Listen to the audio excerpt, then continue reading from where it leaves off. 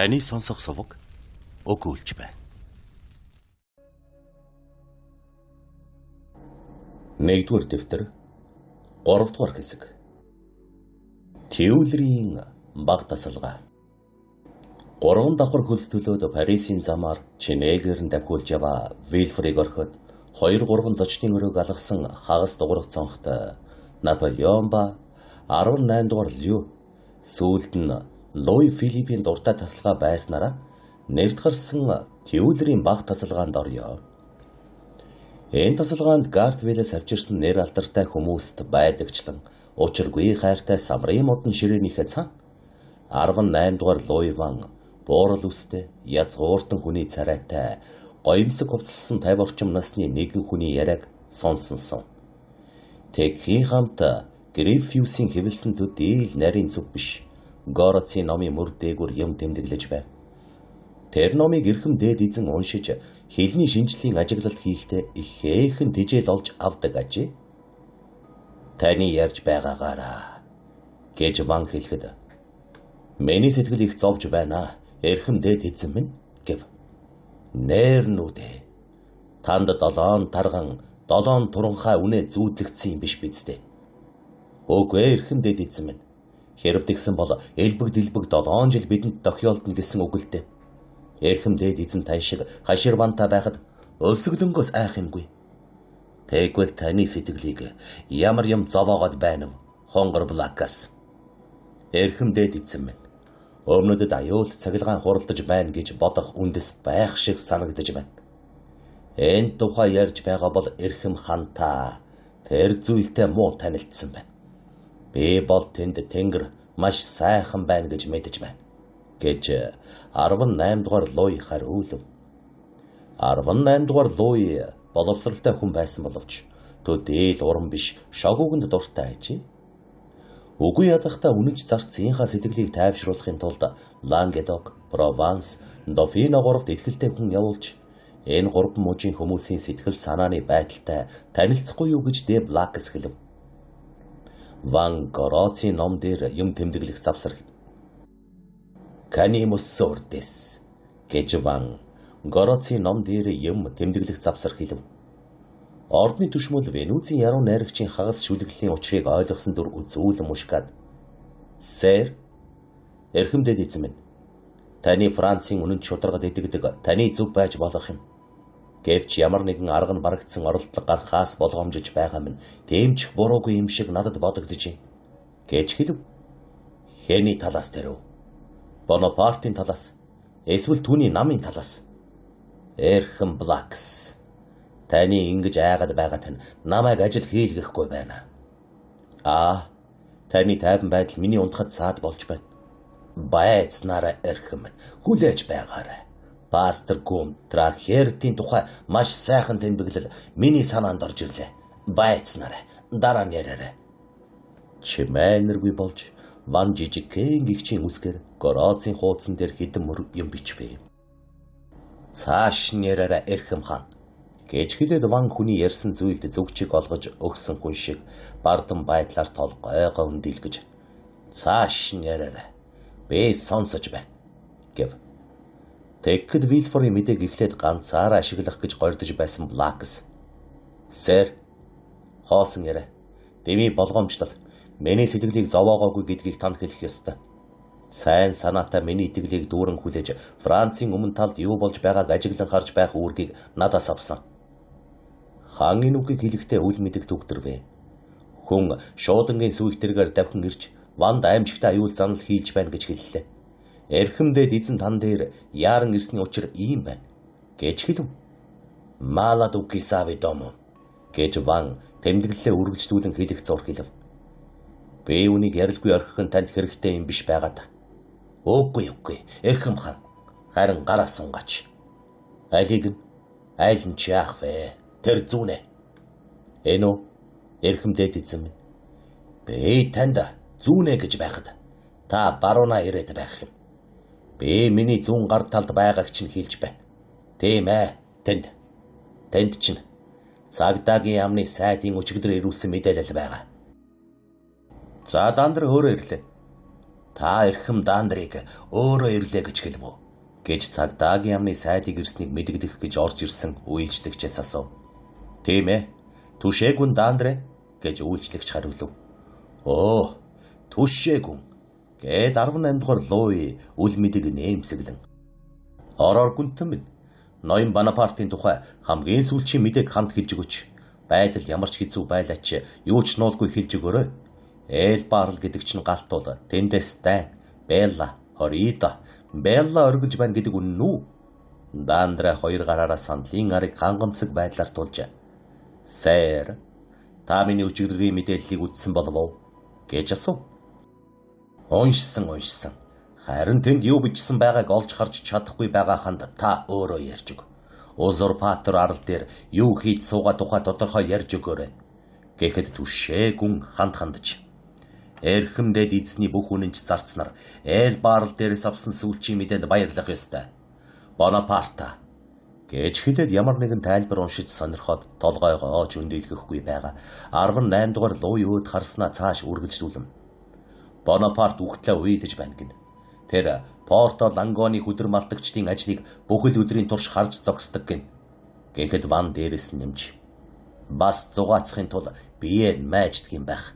Гэж хэлв. Бие майждаг гинэ. Эрхэм дээд эзэн та юу хэлж байна? Гэж хан хэлэхэд.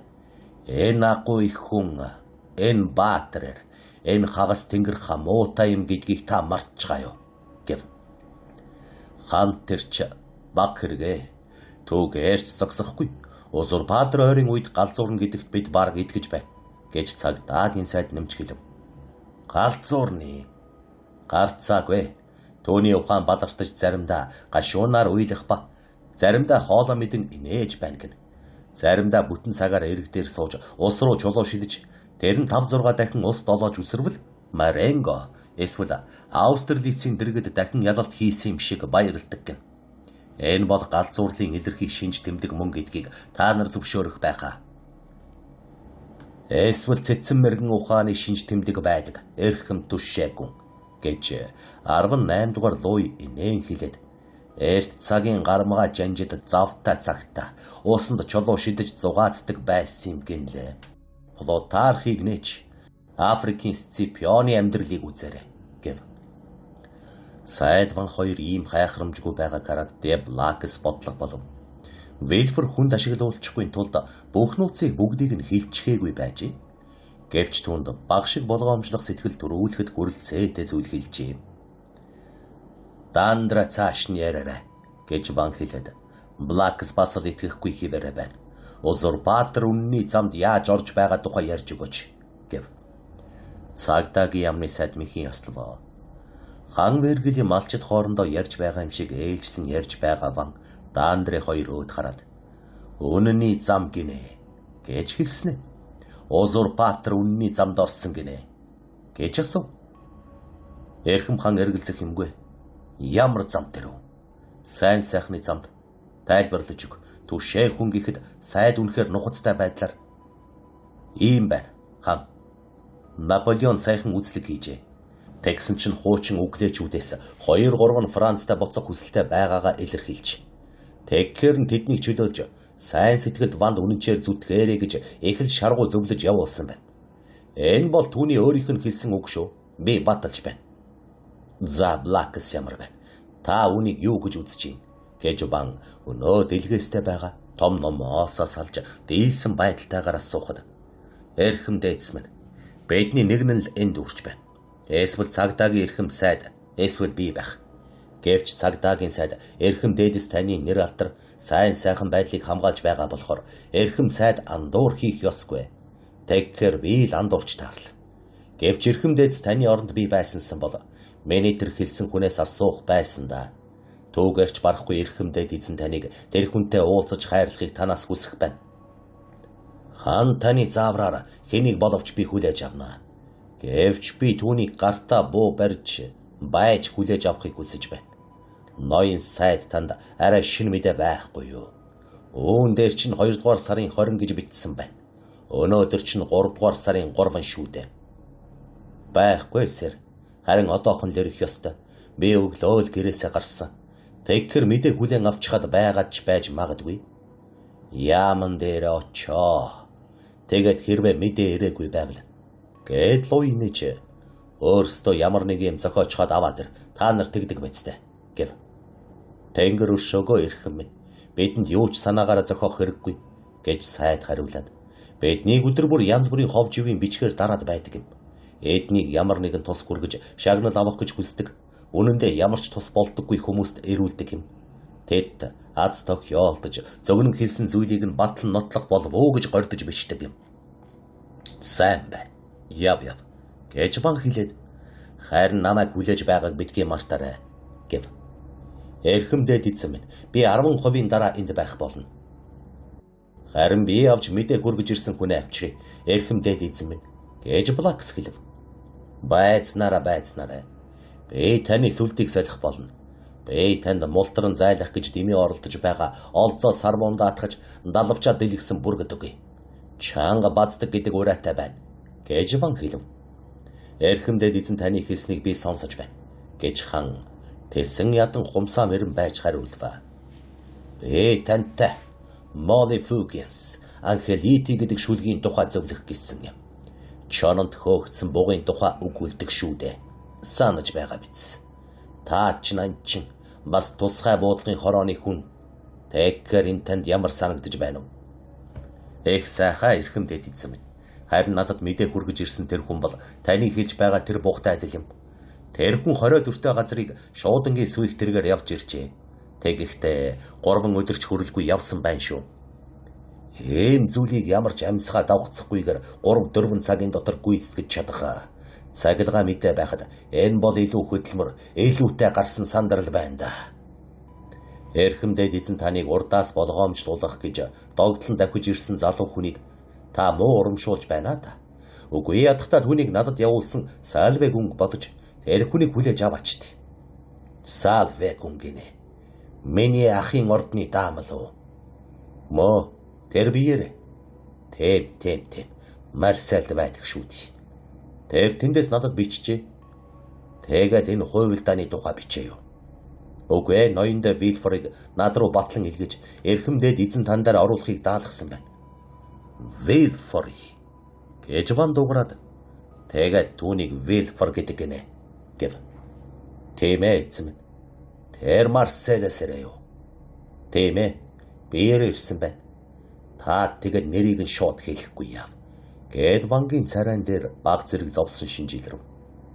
Эрхэмдээд эзэн таныг нэрийг нь мэдэхгүй юм байх гэж бодсон юм. Үгүй Блакс.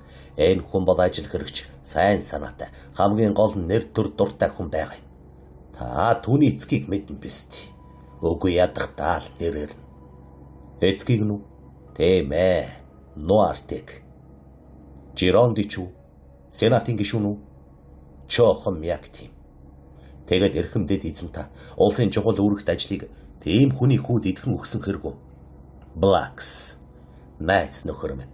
Та юу ч ойлгохгүй байна. Вэлфор нэр төр дуртай хүн гэдгийг танд хэлсэн шүү дээ.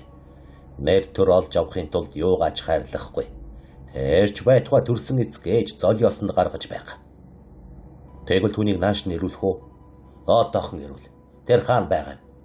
Доор миний сүйх тэргэнд хүлээж байгаа. Төвний хойноос яваарай. Одоохонгүй. Тэгээд хан залуу хүн шиг шалмаггүй. Жинхэнэ реалист сэтгэлийн хөдөлгөөн нь түүнд 20 настай хүүгийн хүч чадлыг өгчээ. 18 дугаар Луи ганцаараа хоцроо дэлгээтэй байгаа Гороци руугаа харж аман дотроо. Giusto meta tenache proposi vero гэж шивнэ. Деблакс гарсан шиг тийм хурдан орж ирвэ. Гэвч зочид хүлээх өрөөнд орж ирээд вангийн соёрхсноор ингэж байгаа юм гэж хэлэхэд хүрв. Вэлфорын шороотой хувцс хунар нь вангийн ордны ёс тэглэм тохирохгүй байсан учраас Дебрезе Бэйлийн дургүйг хүргэж ийм байдалтайгаар ван дээр орох гэсэн залуу хүний бүдүүлгийг гайхав. Гэвч хан эрхэмдээд эзэн вангийн тушаалар гэдэг ганцхан үг хэлж бүх саад тодхорыг арилгасан бөгөөд ёслол гүйцэтгүүлэгч дургүйцэн үгэлсээр байсан боловч Вэлфор вангийн тасалгаанд орвоо. Ван ханыг гарахад сууж байсан тэр газраас сууж байв. Вэлфорыг хаалган ойлгоход ван яг өмнө нь харагдваа. Залуурын ирэхгүй зогсон. Ор ноёндэ Вэлфор гэж хан хэлв. Вэлфор мэхийн яслаад урагшид алхаж Ван юу асуух бол хэмээн хүлээж зогсов.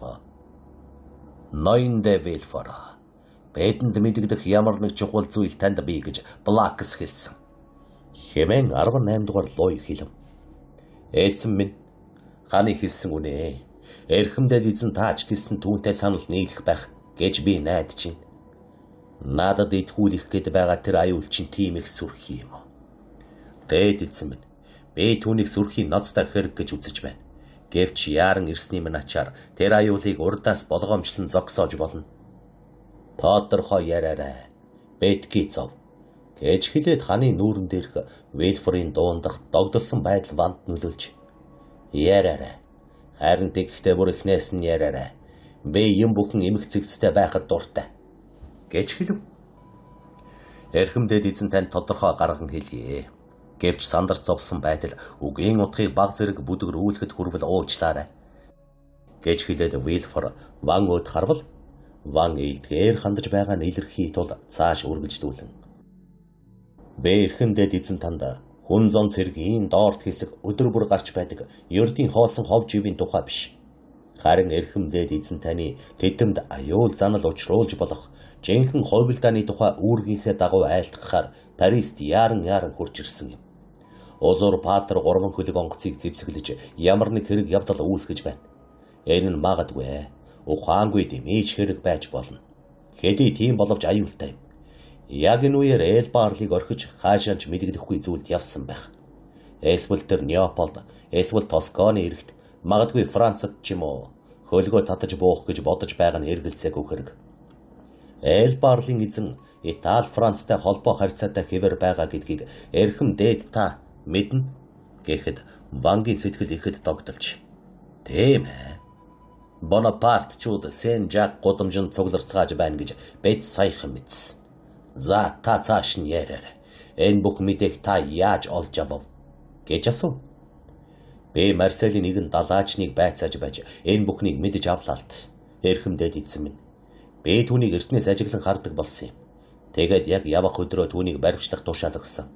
Энэ хүн Бонапарт гэж болох нь эргэлзээгүй хэрэг. Бас Эльбарл руу симочиж тэнд маршалтай уулзаж цаадхан түүгээр дамжуулан Парист байгаа энэ Бонапартчд дам даалгавар өгчээ. Тэр хүнийхэн нэрийг дуулж би тунж чадсангүй. Тэр даалгаврын утга нь ойрын өдрүүдэд эргэж ирэх явдалд хүмүүсийг бэлтгэх. Эрхэмдэд эзэн минь, би алтны хэлсэн үгийг хэвээр нь дамжуулж байгаа юм шүү. Хэрэгтэй гэсэн юм байна билээ. Тэр хүн чинь хаан байна. Гэж Ван асуув. Шоронд эрхэмдэд эзэн минь. Энэ хэрэг танд ноцтой санагдав. Би энэ тухай гэр бүлийн баяр дээр миний гэрлэх ёс гүйцэтгэж байсан тэр өдөр дуулж мэдээд бүх ажил хэрэгээ хойш нь тавьж өөрийнхөө үнэт шударгыг танд илэрхийлэхээр яаран хурч ирлээ. Тийм ээ. Та чин Сэмэран авхаатай суух ёстой байсан байхаа. Гэж Луй хэлв. Таны хамгийн үнэнч зарц нарын нэгний охин шүү дээ. Тийм. За бүлгэллий чин тухай ярилцъя. Ноёндэ Вэлфор. Эрхэмдэд эзэн минь, энэ бол ямар нэг бүлэглэл төдий биш. Хойвилдаал байх би гэж айж байна. Манай уйда гэд Луй нэмсэглэж. Хойвилдаан хийх нь амархан. Харин түүний хэрэг болгон биелүүлэх нь хэцүү. Бид саяхан өөрсдийн өвөг дээдсийн ширээнд эргэж ирж суугаад өнгөрсөн одоо ирээдүйн цагийг баг зэрэг харж байгаа болохоор тэдэнд хэцүү болно. Миний сайдууд газар дундын тэнгисийн эргийг хурц соргоор хамгаалж ихэлснээс хойш 10 сар өнгөрч байна. Бонапарт Неаполд буудаг юм гэхэд бүх эвслүүд Пьомбино хүрэхээс өмнө түүний эсрэг босноо. Хэрвээ Тосканд буувал өөртөө дайсгансан газар буух нь тэр. Хэрвээ Францад ирвэл хүн зон түүнийг үзэн яддаг болохоор өчүүхэн хідэн хүнтэй түүнийг бид хялбархан учрыг нь олчихно. Ийм учраас итгэл зовох юмгүй. Харин бангийн талархалд итгэлтэй байгаарай. Гэж хэлв. Эрхэм даандраа ирлээ. Гэж Блакс хан дуу алтваа. Сандарч твцсэн зэвхий царайтай Сагдагийн яамны сайд тасалгааны босгон дээр зогсож байв. Ухаан тавьчихсан юм шиг харцсан Мэлэрнэ. Вэлфор холдох гэсэн боловч Блакс түүний гараас татан зогсов.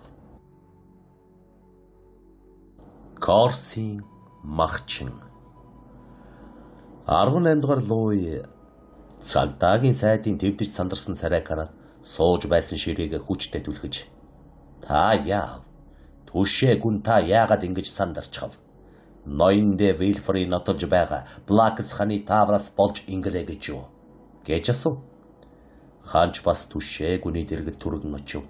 Ордны бараа боломжийн аймхай байдал нь төрийн зүтгэлтний эгдүүцлийг улам ихсгэжээ.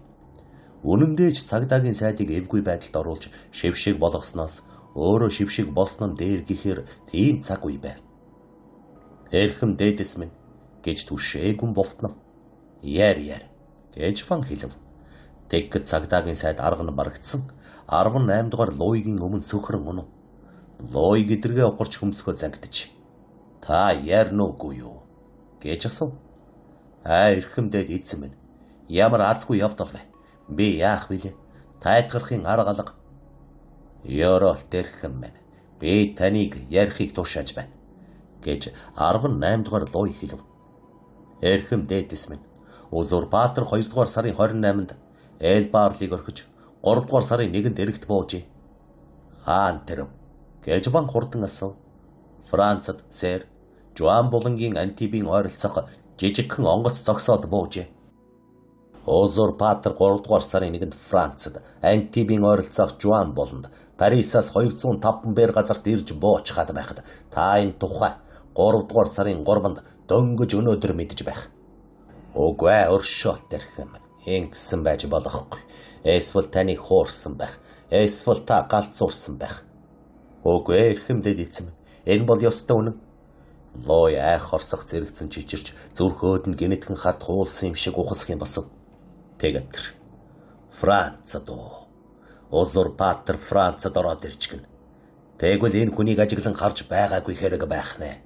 Эсвэл түүнтэй ичний холбоотой юм уу яаж мэдэх вэ? Гэж хашгир. Эзэн минь Дандре түшээгүн шиг ийм хүнийг орлаа гэж яаж хэлж болох билээ? Гэж Блакс хан дуу алдаад сэр бид бүгдээрээ сохор байж нийт олны энэ харалган байдалд цагдаагийн сайдч бас автагчж тэгээд тэлтэр гэсэн чи гэд Вильфор үг хэлэх гэснээр гинэт зогсож эрхэм дээдс минь энэрч уучлаарай гэд бүхийн ёсосноо миний зүтгэл намайг хөдөлчихлөө уучлаарай сэр гэв.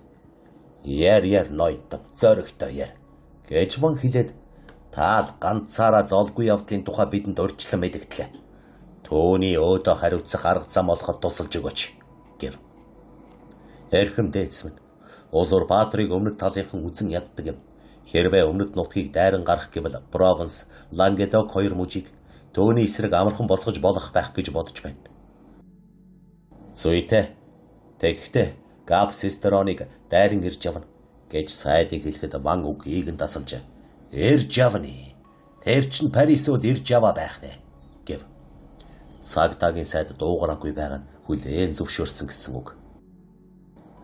Дофин дэрвэл гэд ван Вильфорууд энэ мужийнхныг Прованстай адил түүний эсрэг босгож болох уу гэж асуув. Хатуу ширэн үннийг эрхэм дээд эзэнт хэлэхэд надад хэцүү байна.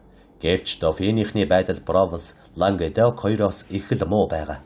Уулынхан гэдэг чинь Бонапартчид нар байгаа юм. Сэр. Тэр сайн мэдэж байжээ. Гэж ван шиврэн хэлээд тэр хичнээн зэрэгтэй вэ. Гэж асуухад цагдаагийн сайд мэдсэнгүй эрхэм дээдэс минь гэж хариулв. Тэгэхэд ван зэвүүнээр нэмцэглэж яагаад мэддэггүй юм. Та энэ тухай асууж мэдхээ мартчихаа юу. Үүрэндээ энэ ч тийм чухал биш дээ гэж ван гайхаш тасран нэмцэглэн нэмчгэлв. Эрхэм дээдс минь би энэ тухай мэдж чадсангүй. Мэдэн дотор зөвхөн Узурпаторын буусан тухай түүний явж байгаа замын тухай л мэдээлсэн байна. Та яаж мэдэх хүлээн авав? Гэж ван асуухад сайд тол гойгоо унжуулж хавч шиг улаан.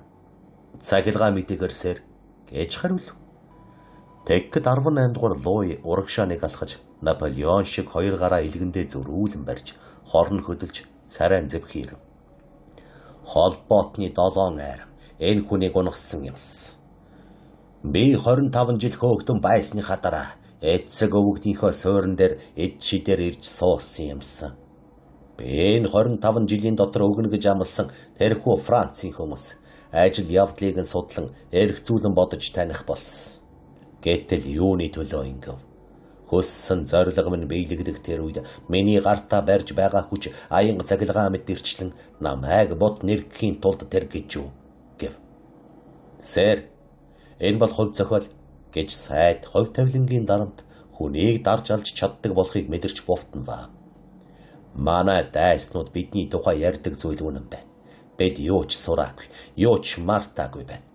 Түүнээс урвсан шиг надаас урвсан бол би ч бас тайвширч болгосон. Гэтэл миний өршөөлт хүндэтгэлийг пологтлоо хүртсэн хүмүүсийн дунд байж тэдний арчаагүйгээс тэнэг явдлаас нь болж үхэж үргдэгч гэжтэй. Учир нь миний аз жаргал бол тэдний аз жаргал гэсэн үг. Надаас өмнө тэд юу ч биш байсан. Надаас хойш бас л юу ч биш болох хүмүүс. Тийм эрхэм минь, таны зөв. Энэ бол үеийн үр. Сайд толгойгоо өндийлгэж зүрхлэхгүй энэ аимшигт номлолыг сонсож зогсвоо. Блакс нүрийнхээ хөлсийг арчиж, Вэлфор нэр хүндэн дээшилж байгаад дотроо баярлаж байв. 18 дугаар Луид эцэнд төрийн өмнө харлан гарч байгаа ан цавын хэрэгүнзгий болохыг шууд ойлгон унахтаа түүнээ бас цахилгаан мэдээгээр мэдэж байдаг. Олны өмнө ичхүр санжуур болж төвлөрийн шатаар буусанд орох нэ. Ах 16 дугаар Луи шигэ цаазын эндэр дээр гарвал надад илүү амар байна. Оршолт эрхэм минь та Францад олны илэг дог болно гэж юу болохыг мэдэхгүй байх. Ёрн та үнийг мэдвэл зохино гэж хэлв. Эрхэмдэд эзэн минь уучлан өршөөгөөрэй гэж сайд бовтнов. Бүхэл бүтэн улсын хувь заяаны тухай ярьж байгаа яриаг чагнаж тэднээс зайтайхан хөдлөхгүй зогсож байсан залууд хандаж ван үргэлжлүүлэн наашир ноёнд Вэлфор наашир тэгээд үүнд мэдэхгүй байсан юм а урдаас мэдэж болох байсныг хэлж өгөөч гэв. Эрхэмдээц минь бүхнээс нууж байсан узурпатрын санаа бодлыг урдаас мэдэх ямар ч бололцоогүй байлаа. Ямар ч бололцоогүй гинэ. Ямар хүнтэй шалтгаан бэ? Үнтэй шалтгаан гэдэг чинь жинтэй хүмүүс л гэсэн үгтэй. Би тэдний үүнийг мэддэг. Өөртөө бүхэл бүтэн захиргаатай, хэлтстэй, төлөөлөгчтэй, тандуул эрүүлжтэй бас сая хагас франкийн нууц хөрөнгөтэй сайд Францын эргээс 60 бээр газар юу болж байгааг мэдэхгүй байх гэж юу? Ийм хэрэглэлийн аль ч байхгүй жирийн нэг шүүхийн түшмэл энэ залуу хүн таныг цагдаагийн газартайгаа нийлээд мэддгээс хавьгүй илүү зүйлийг мэдэж байна. Энэ хүн тань шиг цахилгаан мэдээний газрыг захирах хэрэгтэй байсан бол миний тэтмийг аврах байсан байх. Цагдаагийн сайд их л хорн хөдөлсөн байдалтай Вэлфород харахад цаадах нь ялсан хүний даруй зангаар толгойгоо бүхийлгэв. Би Блакс таны тухай яриагүй байна. Гэд ван үргэлжлүүлэн та юу ч нээж олоогүй гэсэн. Өөрийнхөө сэжиглэлд хатуу зогсож байна. Өөр хүн байсансан бол ноёндэ Вэлфорын мэдээлсэн зүйлийг дэми хоосон зүйл гэх буюу эсвэл нэр төр хүссэн хэрэгж үзэх байсан байх гэв. Энэ бол нэг цагийн өмнө цагдаагийн сайдын ам бардам хэлж байсан үгийг ёжилсан хэрэг билээ. Вэлфор бангийн тоглоомыг ойлгожээ. Өөр хүн бол олсон амжилттай хөөрөн магтаал ташуурах байсан биз. Гэвч хэдийгээр эргэлт буцалтгүй унаж байгаа нь илэрхийч гэлээ цагдаагийн сайдтай байсан бололцоо сайж. Эрхэмдэд эзэн минь мэдэл дүүрэнч гэлээ.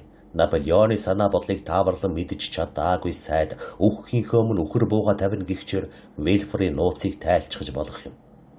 Тэр мэдээг мэдхийн тулд Дантесийг зөвхөн байцаагах хэрэгтэй байв. Ийм учраас сайдыг гүйцэн зохихын оронд харин түүнд туслав. Сэр, хэрэг явдал эрс түргэн болж байгаа нь ганцхан тэнгэрэл салхи шуурга явуулбал түүнийг зогсоож чадхаар ажээ. Миний тэр мэдсэн зүйл бол таны хэлсэнчлэн гурц мэрэгэн хараатайх биш. Зөвхөн тохиолдлын хэрэг юм. Би тэр тохиолдлыг л үнэнч зарцын хувьд ашигласан юм. Намайг хитрхийн өндрөөр битгийн үнлээрээ. Хожим танд тэгэж үнэлэгдсэндээ гонихгүй байх юмсан. Цагдаагийн сайд Вэлфород баярлаж учиртайхан харахад Вэлфор вангийн талархлыг алдалгүйгээр хожим хэрэг тохиолдвол найдаж болох найзтай боллоо гэдгээ ойлгов. За яах вэ тийм болг. Харин одоо ноёдо гэд ван Дэ Блакс цагдаагийн сайд хоёроод хандаж та хоёр одоо надад хэрэггүй явж болно. Одоо хийх зүйл бол цэргийн сайдд холбогдно гэж хэлв. Аз болоход бид айрамдаа найдаж болно. Бүхэл ирсэн мэдээнүүд таны титэмд айрмын итгэл найдвартайг батлан харуулж байна гэж хан хэллээ. Надад тэр мэдээ зэдэ гэж бид хий яриад бай. Түүнд яаж итгэж болохыг би мэднэ. Харин түшээгүн Сен-Жак гудамжны тухай ямар сонинтой байна вэ? Сен-Жак гудамжны тухай гинэ гэж Вильфор өөрийн ирэхгүй дуу алдснаа тэр дороо дүгдэрэн зогсож уучлаарай. Танд үнэт шударга бай гэдэг тэр бодол минь миний зүрхэнд гүн шингэсэн таныг хүндэтгэх хүндэтгэлийг биш харин ордны ёс горимыг мартчихад хүргээд байх юм гэж хэлэхэд болно. Та өнөөдөр надаас асуух хэрэгтэй болсон гэж хэлв. Эцэг минь энэ хэрэгтэй холбогдуулж цоглуулсан шин мэдээнүүдийн тухай танд илтгэх гэсэн юм. Гэтэл таны анхаарал Жуан буланд болсон аимшигт явдал татагдчихлаа. Тэгэхээр одоо энэ мэдээ эрхэм дээд эзэн танд ямар ч сонирхолгүй болох байх гэж цагдаагийн сайд хэлэхэд үгүй шүү. Харин ч энэ хэрэг бидний одоо сонирхоод байгаа явдалтай шууд холбоотой юм шиг санагдаж байна. Генерал Кеннелийн үгсэн явдал биднийг дотоодын том хувилдааны мөр олоход тус болох байх гэж хариу хэлв. Кеннел гэдэг нэрийг дуулаад Вильфорд цочин татвас хийвэ. Эрхэм дээдс. Энэ бол бидний анх бодож байсан шиг амиа хорлсон явдал биш. Үнэндээ аллага байж гэж цагдаагийн сайд үргэлжлүүлэн генерал Кеннел Бонапартчуудын клубээс гараад л алга болчихж тэр өглөө нэг танихгүй хүн түүн дээр ирээд Сен-Жак гудамжинд уулзъя гэж хэлжээ. Гай болоход генералын үсийг засаж самнаж байсан хя танихгүй хүнийг тасалгаанд оруулж ирээд түүнийг Жак гудамжинд уулзъя гэж хэлхийг сонссон авч байшингийн дугаарыг нь тогтоож авч чадсангүй гэв. Цагдаагийн сайд энэ мэдээг Ванд мэдэгдэж байх зуур түүний үгийг сонсож байсан Вильфорын царай заримдаа улааж заримдаа зэвхэрч байв.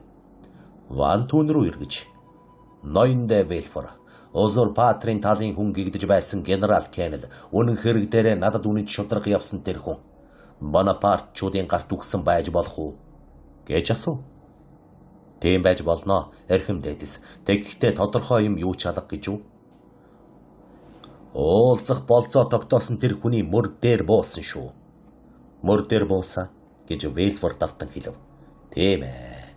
Хяан тэр хүний зүс царай таних тэмдгийг хэлсэн.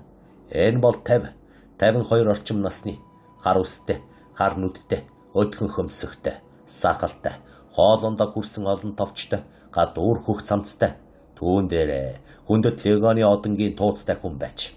Өчигдөр яг тийм таних тэмдэгтэй хүнийг олж харсан боловч тэр хүн Ла Жусемба Кокерон гудамжаар ороод алга болчихж.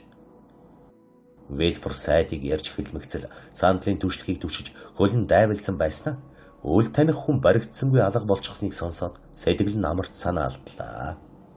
Тэр хүнийг ол гэж Ван сайдад хэлээд одоо надад тийм их хэрэгтэй байсан байж мэдэх генерал Кеннел хүний гарт үгсэн болохоор тэр хүн нь Бонапартч байсан түүнийг заавал олж хатуу шийтгэх хэрэгтэй гэв. Вильфор Вангийн сүүлчийн үгийг сонсоод өөрийн айсан байдлыг далдалахын тулд чадах ятгаараа хаанга байдалтай байхыг хичээвэ. Хайчин хэрэг болж байна гэж Ван хорсон хэлээд цагдаагийн газар хүн алчхаж гэж хэлснээр бүгдийг тайлбарлчихсан юм шиг болж мөрийг нь гаргасан гэдгээр бүгдийг хийчихсэн гэж үзэх юм да гэв. Эрхэм дээдс та энэ удаа сэтгэл хангалуун байх болов уу гэж найдаж байна. За тэгвэл сайн байна.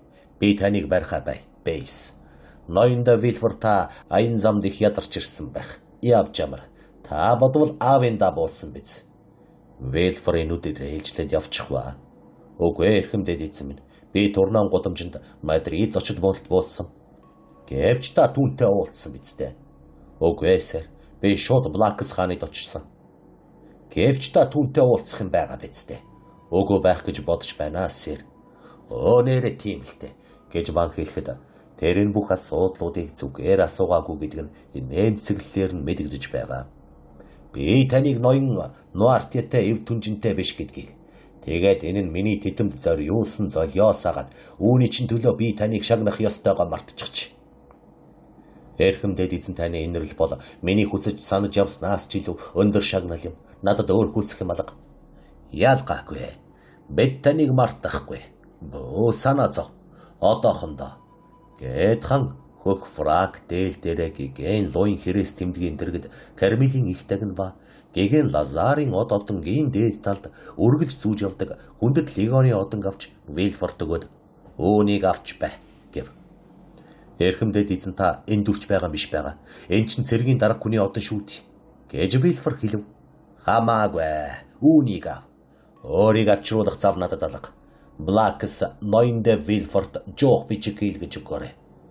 Вильфорын нүдэн дээр бахархлын нулимс гүйлгэнэж одонг аваад үнсв. "Та надад өөр ямар тушаал өгсөн бол" гэж Вильфор асуув. "Одоо амар. Харин сүүлд Парист байхдаа чадлаач гэсэн Марселд очоод надад их тус хүргээрэй. Эрхэм дээдс минь, би нэг цагийн дараа Парисаас явна" гэж Вильфор мэхийн осолж хариулв. "Яав та. Хэрвээ би таныг мартчихвал хаад мартамхай байдгаа. Өөрийгөө сануулахаас бидгээ гараа. Түшээгүй над дээр цэргийн сайдыг дуудах тушаал өгөөч. Блак сүлдээрээ" гэж Ван хэлв. "Тийм ээ. Эрхэм та зөв хаалгаа олж таны эрхэмдээд эзэн минь тушаал хэрэгэм зэргийн зам нээлттэй боллоо" гэж цагдаагийн сайд Тюлеригээс гарахтаа Вильфорт хэлвэ. "Удах болов да" гэж Вильфор эрхэмдээд эзэн минь тушаал нь төгсгөл болсон сайдтай салах ёс гүйцэтгэн шивнээд нүдээрээ сүйх тэрэг хайва. Голын эргээр явж байсан хөлсний сүйхийг Вильфор дуудаж зогсоогоод хаягаа хилэн сүйхэнд орцсуугаад нэр төр хүсэм өрөөдөж бодолд автав. Тэгэд 10% дараа байранд ирж 2 цагийн дараа Мороккийг тушаагаад хоол захиалж авчруулв. Түүнийг хоол идэхээр суутал хэн нэгний их л итгэлтэй хүчтэй гараар хонх доктор ба. Зарц очиж хаалга онгойлгоход Вильфор өөрийнхөө нэрийг хэлхийг сонсов. "Намайг Парист яваг хэн мэдэх билээ" гэж Вангийн прокурорын туслах бодвоо. Зарцын буцаж ирэхэд "Тэнд хэн байна? Хэн хонхтоо вэ? Хэн намайг сургалж ирв?" гэж Вильфор асуухад "Танихгүй нэгэн эрхэм нэрээ хэлэхгүй байна" гэв. "Яалаа гинэ. Нэрээ хэлэхгүй байна гинэ. Тэр надаар яах гэсэн юм бол? Тантай уулзаж ярих гэсэн юм гин. Наадтай юу? Тийм ээ. Тэр намайг нэрээр минь хэлж байна уу? Тийм ээ. Тэр ямар шуухан хүн байна? 50-аад орчим насны хүн байна. Өндөр юм уу? Намхан юм уу? Тантай л адил юм. Шаргал өстэй юм уу? Бараан өстэй юм уу? Бараан өстэй, хар нүдтэй, хар хөмсгтэй. Хувцсан" гэж Вильфор шамдан асуугаад "Ямар хувцастай юм бэ?" гэв. "Захандаа хүртэл товчтой, гадуур хөх цамцтай, хүндэт легоны одонгийн дууцтай хүн байна." Тэгэнгүүт Вильфорын царай зэвхийрэн "Өнөөгч нь байна" гэж шивнэв. "Чоткрав" гэж хэлээд "Бидний өнөөх таних тэмдгийнх нь 2 удаа тодорхойлон хэлсэн хүн хаалгаар орж ирээд "Ямар их ёс журамп. Эсвэл Марселд хүүхдүүд нь эцгээ үүднийхээ өрөөнд хүлээлгдэг заншилтай юм уу?" гэж хэлв. "Аав" гэж Вильфор дуалдаад "Би андуурсангүй. Би яг таныг гэж бодож байсан юм а" гэхэд ирсэн зочин таяга болонд тавиад бүрх мал гайгаа ширээнд тавьж "Хэрвээ чи намайг гэж бодсон юм бол ингэж хүлээлгэгч найрсаг биш л байна да. Хонгор Жерар гэж чамд хэлхийг зөвшөөрнө" гэж хэлв. "Жерман явж бай" гэж Вильфор хэлэхэд зарц илэрхий гайхсан царайтай гарч одлоо. Эцэг хүү 2. Ноён Нуарти. Үнэхээр тэр мөн байжээ. Зарцыг гарч үүд хаагдтал хойноос нь харж байснаа. Дараа нь үүдний өрөөнд зогсоод чагнах вэ гэж болгоомжлон дахин хаалга онгойлгож харав. Тэгж болгоомжилсан нь жил үтсэнгүй. Жерман манай эцэг дээдэст хор учруулж байсан тэр дутагдлаас ангижран холдож чадаагүй нэгэн ажээ. Тэгэхээр Нуарти үүдний өрөөний хаалгыг өөрөө хаагаад дараа нь унтлагын өрөөгт үгжээд эцэст нь гайхан ширтэг Вильфорт гараа өгөв. Тэгээд үнэн учрыг нь олоход хэцүүгээр нэмцэглэж хүүдээ. "Жерар, чамайг надтай уулзсандаа баярлаж байгаа гэж хэлж болмооргүй байх чинь" гэв. "Хаанаас таава? Би их баяртай байна. Гэвч би таныг ирнэ гэж бодоогүй байсан учраас намайг баг зэрэг твдүүлчихлээ" гэхэд ноён Нуарти сандал дээрээ сууж "За найз минь, ээж бас танд тийм үг хэлж болох байна. Таны гэрлэх ёслол 2 дугаар сарын 28-нд Марселд болно гэж бичиж байсан шүү дээ. Гэтэл та 3 дугаар сарын 3-нд Парист байж байна. Энэ чинь юу болж байгаа нь билээ" гэж асуув. "Тийм ээ. Бээндэрлээ гэж Жерар ноён Нуартын өөдөд өхөн. Гэвч та надад битгий үг хаяа. Би таны төлөө ирлээ. Миний ирсэн явдал таныг аварч магадгүй гэж хэлв. Уухай гэж санал дээр ганг түшигдэн суусан Нуарт хэлээд эрхэм прокурор юу болоо вэ яраарай. Энэх сонирн байна гэж хэлв. Та Сен-Жак гудамжинд байдаг нэгэн Бонапартч клубын тухай сонссон уу? 53 дугаар байшин дөө. Тийм ээ. Би түүний дэд ерөнхийлөгч. Аава, таны хайхрамжгүй байдал намайг айлгаж байна. Хонгор минь чийтэйгээд юу гэх гээв. Монтаньяруудаас алагдах ял заагдаж байсан хүн. Парисаас тэрэгтэй өвсөн дотроос нуугдаж зугтаад Бордогийн талд Роспьерийн тагнуустаас нуугдаж явсан хүн олон юмд дасаж заншжээ. Тэгээд цааш нь яриач. Сен-Жак гудамждах тэр клубт юу болчихов? Тэш нь генерал Кеннелийг урьж, тэгээд генерал Кеннел орой 9 цагт гэрээсээ гарч яваад 2 хоногийн дараа Сенаас олдсон хэрэг болжээ. Энэ сонирхолтой явдлыг танд хэн хэлчихв? Ван өөрөө хэлсэн. Тэгвэл би таны ярьсан зүйлийн хариуд нэг сонин юм хэлье гэж ноён Нуарт хэлв. Би түүнийг чинь мэдчихсэн байхт. Тэгвэл та эрхэмдээд эзэн хаан эрг дээр буусан тухай мэдэж байна уу? Дуугүй бай аава. Танасгүй. Нэгдүгээрт өөрийнхөө төлөө, дараа нь таны төлөө. Тийм ээ. Би тэр сонин зүйлийг чинь мэднэ. Тэрч байтугай би танаас түрүүнд мэдэж байсан.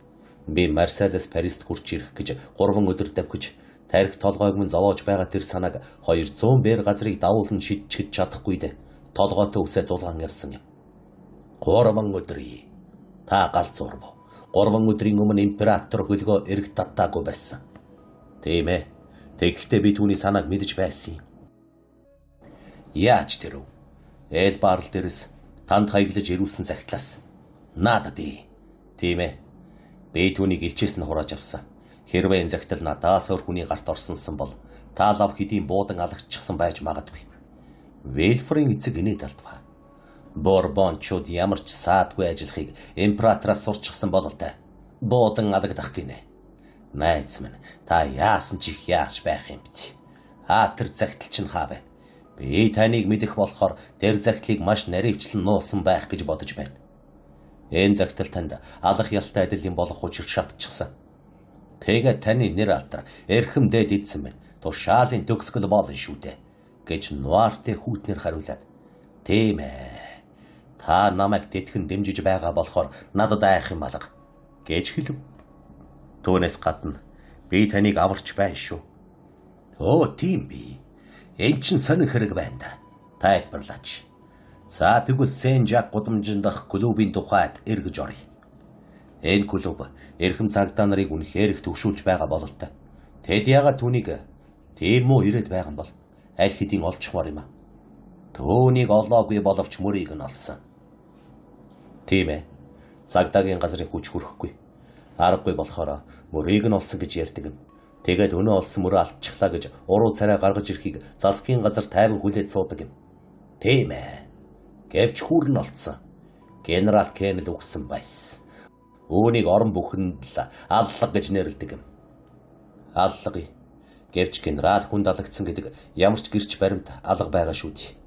Өгөхөөс өөр аргагүй болж зөвхөрлөлд орж өгсөн буюу эсвэл сэлж чадахгүй учраас живж өгсөн хүн Сенээс өдөр бүр олддог биз. Генерал Кеннел арга тасран усанд хараан орж үхээгүй. Бас 1-р сард Сенд хүн усанд ордоггүй гэдгийг та сайн мэднэ. Үгүй та битгий төөрөгдүүлээд бай. Энэ үглийг чинь хүн амиг хэрэг гэдэг юм. Хэн үүнийг тэгж нэрлэж байгаа юм? Ван өөрөө. Ван. Би түүний гүн ухаантан хүн болохоор улс төрийн бодлогод аллах гэж байдаггүй юм гэдгийг мэдэх байх гэж бодож байсан юм. Хонгор минь. Та бид хоёрын хинийхэн ч мэдэж байгаагаар улс төрийн бодлогод чинь хүмүүс гэж байдаггүй. Харин үзэл суртал байдаг юм. Мэдрэхгүй байхгүй. Харин сонирхол байдаг юм шүү дээ. Улс төрийн бодлогод болох хүнийг алддаггүй. Зөвхөн замын саадыг арилгадаг юм. Ингээд л гүйц. Энэ бүхэн яаж болсныг та мэдэх юмсан гэж бодож байна уу? Би танд ярьж өгье. Бид генерал Кеннелд итгэж болно гэж бодож байсан юм. Түүнийг Элба арлаас бидэнд зөвлөн зуучилсан юм. Бидний нэг түүн дээр очиж Сен-Жак гудамжинд болох хуралд өрсөн. Тэгээд тэрч хуралд ирсэн. Бид түүнд императорыг Элба арлаас гарч Францын эрэгт буух гэж байгаа тухай бүх төлөвлөгөөгөө танилцуулсан. Тэгээд энэ бүхнийг сонсож мэдэж аваад сүүлд нь би реалист хүн гэдгээ хэлж байна. Манайхан бие харж гайхваа. Тэгэхээр нь түүнээс ам тангарыг нь авсан чинь маш их дургүй өгөв. Тэнгэртэл нүгэл бүү бологдоо. Гэсэн ч генералыг гэрлүүн чөлөөтэй явуулчихсан. Гэтэл тэр гэртээ харьсангүй. Тэгэхээр та нар яах гэв? Тэр бодвол манайхаас гараад замаасаа төөрчихсөн байлгүй. Тэгээд л тэр үүнийг чинь аллах гэдэг юм уу? Вэлфор би таныг гайхаж байна.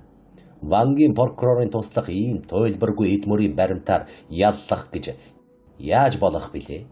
Үнэн ч шударга реалист та. Бид нарын нэгийг нөгөө ертөнцид тонилгочихлоо гэхэд хөөмн чи аллах хийлээ гэж хэлэх бодол миний толгойд орж ирнэ гэж бодож байна үгүй юу? Би танд маш сайн байна. Өршөөлт ноён та дийллээ.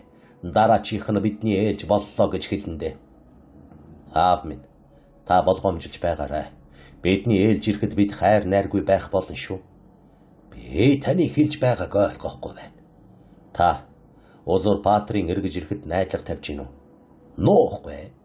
Та ташаарч. Түүнийг Францын гүн рүү 10 бэрч ороогүй явхад хойноос нь мөрдөж хөөж гүйцэд зэрлэг аратан шиг хордуулчихсан шүү дээ.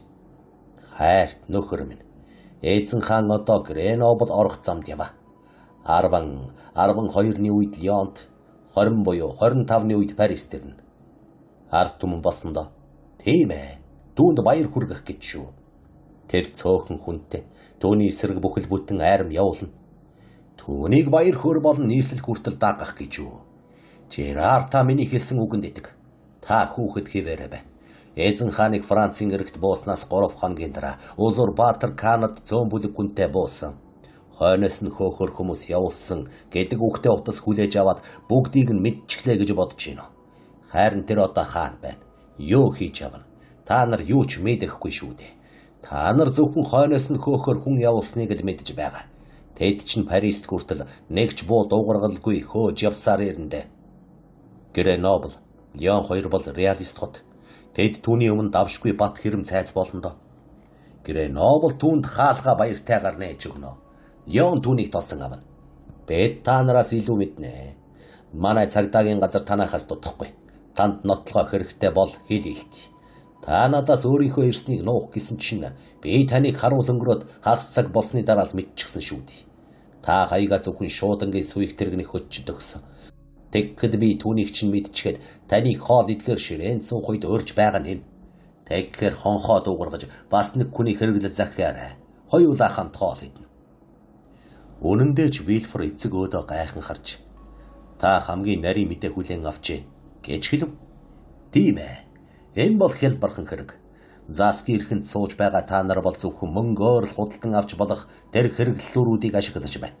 Харин Заскийн эрхэм дээд эзэн минь авахар хүлээж байгаа бидэнд бол амби хайрлахгүй үнэн ч шударга явдлаас гардаг тэр бүх хэрэглэлүүд бий. Үнэн ч шударга гэж Вильфор давтан хэлээд инээмсэглэв. Тийм ээ. Үнэн ч шударга эс. Ирээдүйдээ найдсан нэр төр болохыг зүй ёсыг даган ингэж нэрлдэг юм гэж хэлээд Вильфрийн эцэг түүнийг зарцаа дуудахгүй байгааг хараад өөрөө хонх руу гараа сарвава. Тэгэхэд Вильфор түүний гарыг барьж байснараа аваа. Бас нэг үг гэлээ гэв. Хэл. Манай цагдаагийн газар хичнээн мууч гэлсэн нэг аимшигтай нууцыг мэдэж байгаа та. Ямар? Генерал Кеннелиг алга болсон өдөр нь түүнийг аваачаар ирсэн хүний шинж тэмдгийг мэдж байгаа. Хөөхгүй юр мэдэн гинэ. Нэрэ тийм гэж юу. Тэгээд тэр шинж тэмдэгч нь ямар юм бэ? Бор царайтай, хар үстэй, хууц сахалтай, хар нүдтэй, хоолондоо хүрсэн олон товчтой гадуур хөх цамцтай, зах дээр хүндэт легоны одонгийн тууцтай, өргөн хүрээтэй бүрх малгайтай, хулсан таягтай хүн байгаа. Хөөгүй юр. Цагдаагийн газар үнийг мэдчихэё. Тэгэд мэдсэн бол түүнийг юунд бариад аваагүй бол гэж нугартай хэлв. Тэр хүн өчигдөр юм уурчигдөр кокерэн гудамж тойроод алга болчихсон учраас барьж чадаагүй юм байна. Та найз цагдаагийн газар гэдэг тэнгүүд байдаг юм гэж би чам дэмий хэлээгүй шүү. Тийм ээ. Гэсэн ч хизээж хамаагүй түүнийг олоод авч магадгүй дээ. Тэгэлгүй яах вэ? Гэж хэлээд нуарти эргэн тойрныг хайхрамжгүй харснаа. Хэрвээ тэр хүнийг урдаас болгоомжлуулаагүй бол шүү дээ. Гэвч тэр хүнийг урдаас болгоомжлуулчихлаад. Ийм болохоор гэснээ нэмсэглээд тэр хүн нүүр царай хуц сунараас олчихно доо Гэж хэлээд босод сүйртүг занг А2-оо тайлж Вильфрийн аяны хэрэглэл дээр байгаа ширээнд очиж сахлын хутгийг нь авч сахлаас авандаад цагдаагийн газар маш чухал ач холбогдолтой хууд сахлаа хусаж хайваа. Вильфр айх багтах зэрэгцэн харав. Нуарте хууд сахлаа хусаж хаяад үсээ өөрчлөн самнад засаад хар зангааныхаа оронд өөрөнгийн занга Вильфрийн онгорхоо чемоданаас авч зүгэд хоёр ингэртэй хөх сүйртүгэ тайлж Вильфрийн нугалсан ганц ингэртэй сүйртгийг өмсөд хүрээтэй бүрх мал гайг нь өмсөж долны өмнө тааруулж үзээд сэтгэлд нь тохирсон бололтой байв. Таяга задгай зуухны цаад талын бууланд тавиад оронд нь хааны прокурорын туслах ийм бардам чөлөөтэй алханд чимэг болж явдаг нарийнхан хулсан таягийг авч барив. Тэгэд гайхаж ангаасан Вильфорд хандаж "За ямар бэ? Одоо намайг цагдаа нар таних болов уу?" гэж хэлв. "Үгүй байхаа" гэж Вильфор бовтнаад "Үгүй байх л гэж бодчих" гэв. "Чамд орхиж байгаа энэ юмнуудын тухайд гэвэл чи эдгээрийг болгоомжтойгоор нуучхаж чадах байх гэж бодчих. Битгий санаа зовоо" гэж Вильфор хэлв. "Чиний хэлдэг ер нь үнэж байж мэднэ. Чи үнэхээр амийг минь аварсан байж болох юм. Гэвч бид удахгүй үгүй аваагүй болно." Вильфор толгой сэгсэрвэ. "Үнэмшихгүй байна уу?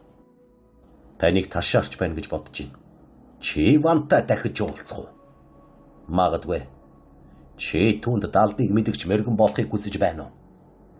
Азгүй явдлыг зөвгөн мэддэг мэрэгэн хүнийг ордныхан муугар хүлээж авдаг юм. "Оо тийм л ч. Гэхдээ эрт орой хизээ нэг цагт ойлгодог юм. Дахин сэргэх үед чи агуу их хүн болон алдаршин шүү дээ." Тэгэд би Ванд юу гэж хэлэх юм? Түүндээ ингэж хэл. "Эрхэм дээдэс минь, Францын байдал, хотуудын хүн амын зан авир, армийн сэтгэл санааны тухайд танд хуурамч мэдээ өгч байна.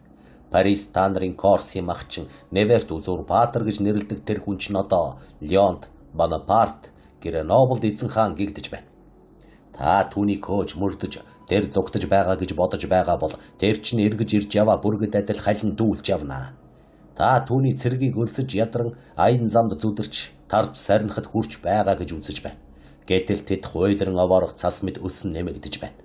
Эрхэм дээдэс та Францыг худалдаж авсан биш. Таны эсрэг хүмүүст танд өршөөл үзүүлэхээр хангалттай хүчтэй. Харин Гиген Луигийн удам угсаа Аркол, Мариенго, Австралицын дэргэд ялалт байгуулагчид ам хилтрүүлсний ачийг санаж явахгүй тулд эндээс зайлж яв гэж хэлээрэй. Жерарчи, энэ бүхнийг Ванд хэлээрэй. Эсвэл түнд юу ч ярилгүй. Парист байснаа хэн бүхнээс нууж яах вэ гэж наашаа явсан ба. Ирээд юу хийснээ хинт ч битгий хэл. Морь хөлсөлж аваад наашаа давхиж ирсэн бол буцахтаа нис. Марсел чин очиж гэртээ арийнхаа хаалгаар ороод хаанч харагдалгүй. Номхон дөлгөн суу. Хамгийн чухал нь томоотой номхон бай. Энэ удаа бид өөрсдийнхөө дайснаа таньдаг хүч чадалтай хүмүүс. Яаж хөдөлдөг шиг л ажиллах болно. Хөө мэнэ, ява, түргэн яв. Эцгийнхээ тушаалыг дагсан ч юм уу? Эсвэл найзынхаа зөвлөгөөг дагсны чинь хариуд бид таны одоогийн чинь албан тушаалыг хэвээруултэнэ. Энэ бол хожим улс төрийн тэнцвэр дээр та хүчтэй болж би хүчгүй болох үе ирвэл та намайг дахин аварч болох боломж олгож байгаа юм. Баяртай. Жерар, дараа эрэхтээ манайд буугаарай. Тэгээд Нуарте энэ бүх ярианы үед тайван байдлаа огт алдалгүй байсан чигээрээ гарч одвоо. Айж твдээ зэвхий ирсэн Вильфор цонхруу гүйж очоод хөшгийг нь яран харахад эцэг нь харахууд сахалтай, хөхс юртивтэй, өргөн хүрээтэй бүрх малгайтай хүнийг тааралдвал барьж авах санаатай байрын сэжигтэй 3 хүний дэрэгдүр ажигч үгүй өнгөрөн гарваа.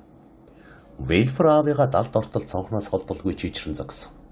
Дараа нь аавынхаа оргисон хувцс хунрыг шүүрэн авч хар занга хөхс юртүг хоёрыг нь чимдааныхаа ёроолт хийж бүрх малгайг нь хумхиж шүүгэний доод нүдэнд хаяад тайгийг нь хугалж задгай зууханд түлж аяныхаа малгайг өмсөж зарцыг дуудаж ирүүлээд бүх хөлсийг нь түлж хүлээж байсан сүйх дэргэнд сууж Леонд очоод тэндээс Бонапарт Гренобл руу явчихсан гэдгийг мэдэж цааш замын турш бужигнаан үемсэн олны дундуур явсаар нэр төр анхны амжилт олсон хүндэл тог хёолдох сэтгэлийн зовлон авсаад Марселда хүрч ирвэ. 100 өдөр.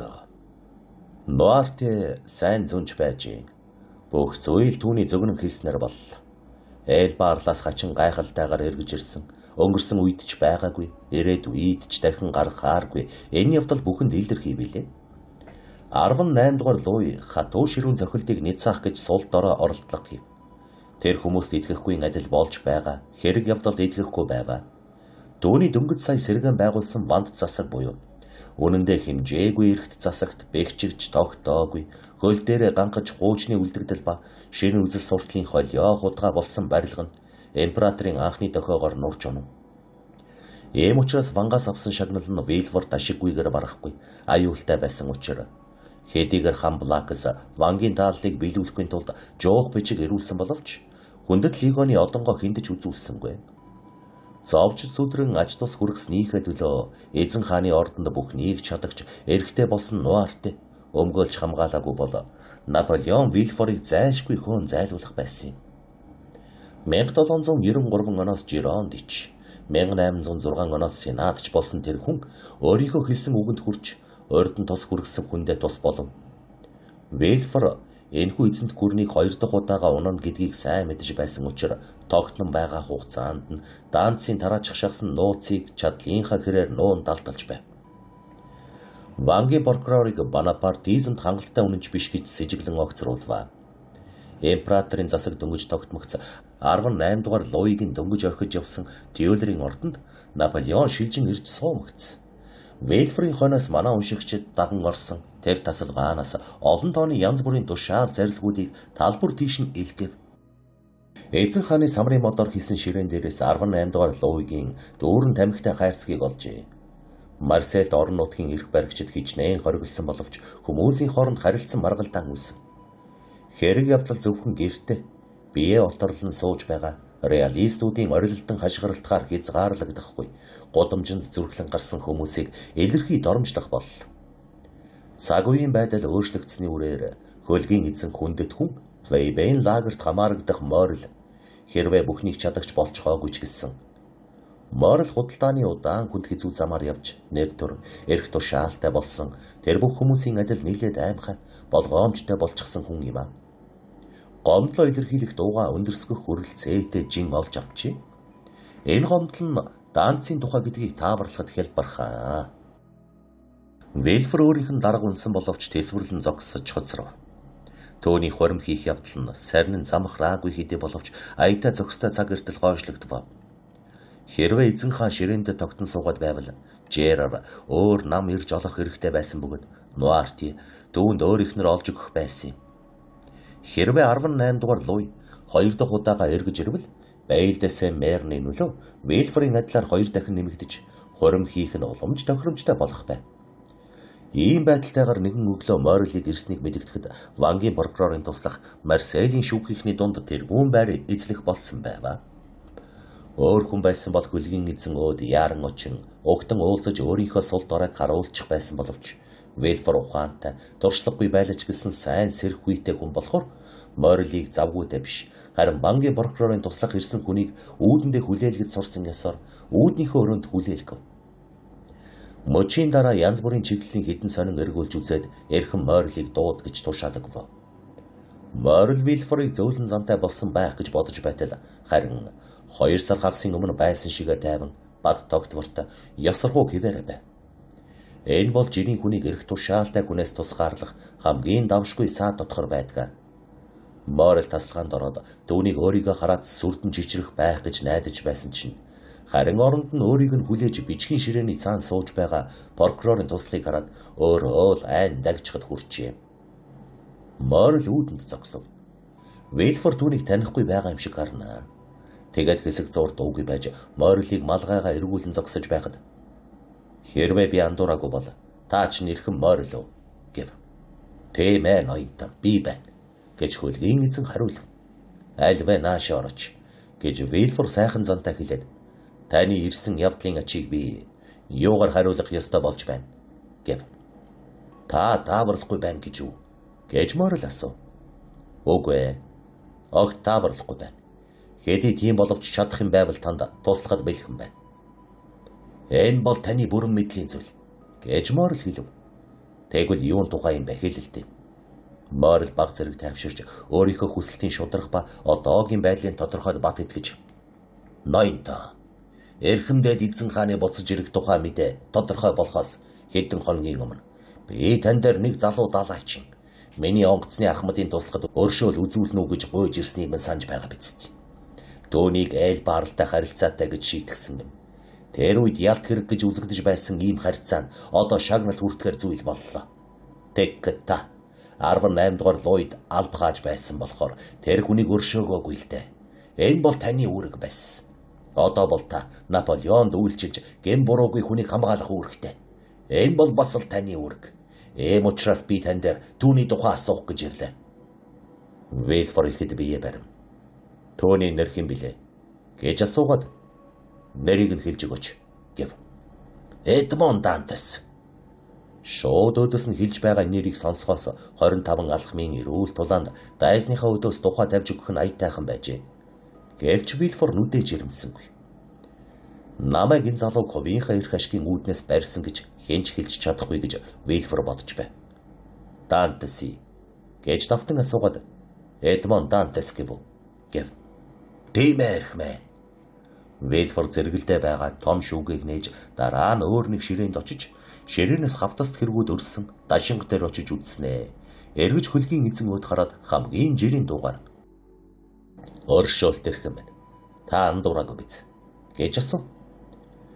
Хэрвээ Морл арай авхаалчтай энэ хэргийн байдлыг илүү сайн мэдэж байсансан бол прокурорын туслах уг хэрэгт огт хамаарагдахгүй зүйлээр хариулж байгаа нь хачин санагдаж байсан юм. Вильфор түүний хоригдлуудын нэрийг үзгэж шоронгийн дарга нар руу яагаад явуулахгүй байна гэдэг асуулт өөртөө тавих байсан юм. Айсан шинж байгаа эсхийг дэмий ирсэн Морл түүний илдэг байгааг л харж байв. Вильфор зөв тооцжээ. Үгүй шүү. Би андуураагүй. Төвнийг мэддэг болоод 10 жил болж байна. Манайд 4 жил албахаас юм. Сар хагасын өмнө санжэно. Одоогийн шиг шудраг үннийг хүсэж гуйхын адилаар энэрл өршөөл үзүүлэхийг би танаас гуйж ирсэн шүү дээ. Тэг та намайг нилээд гайхамшиггүй хүлээн авч дургүйхэн хариулж бил.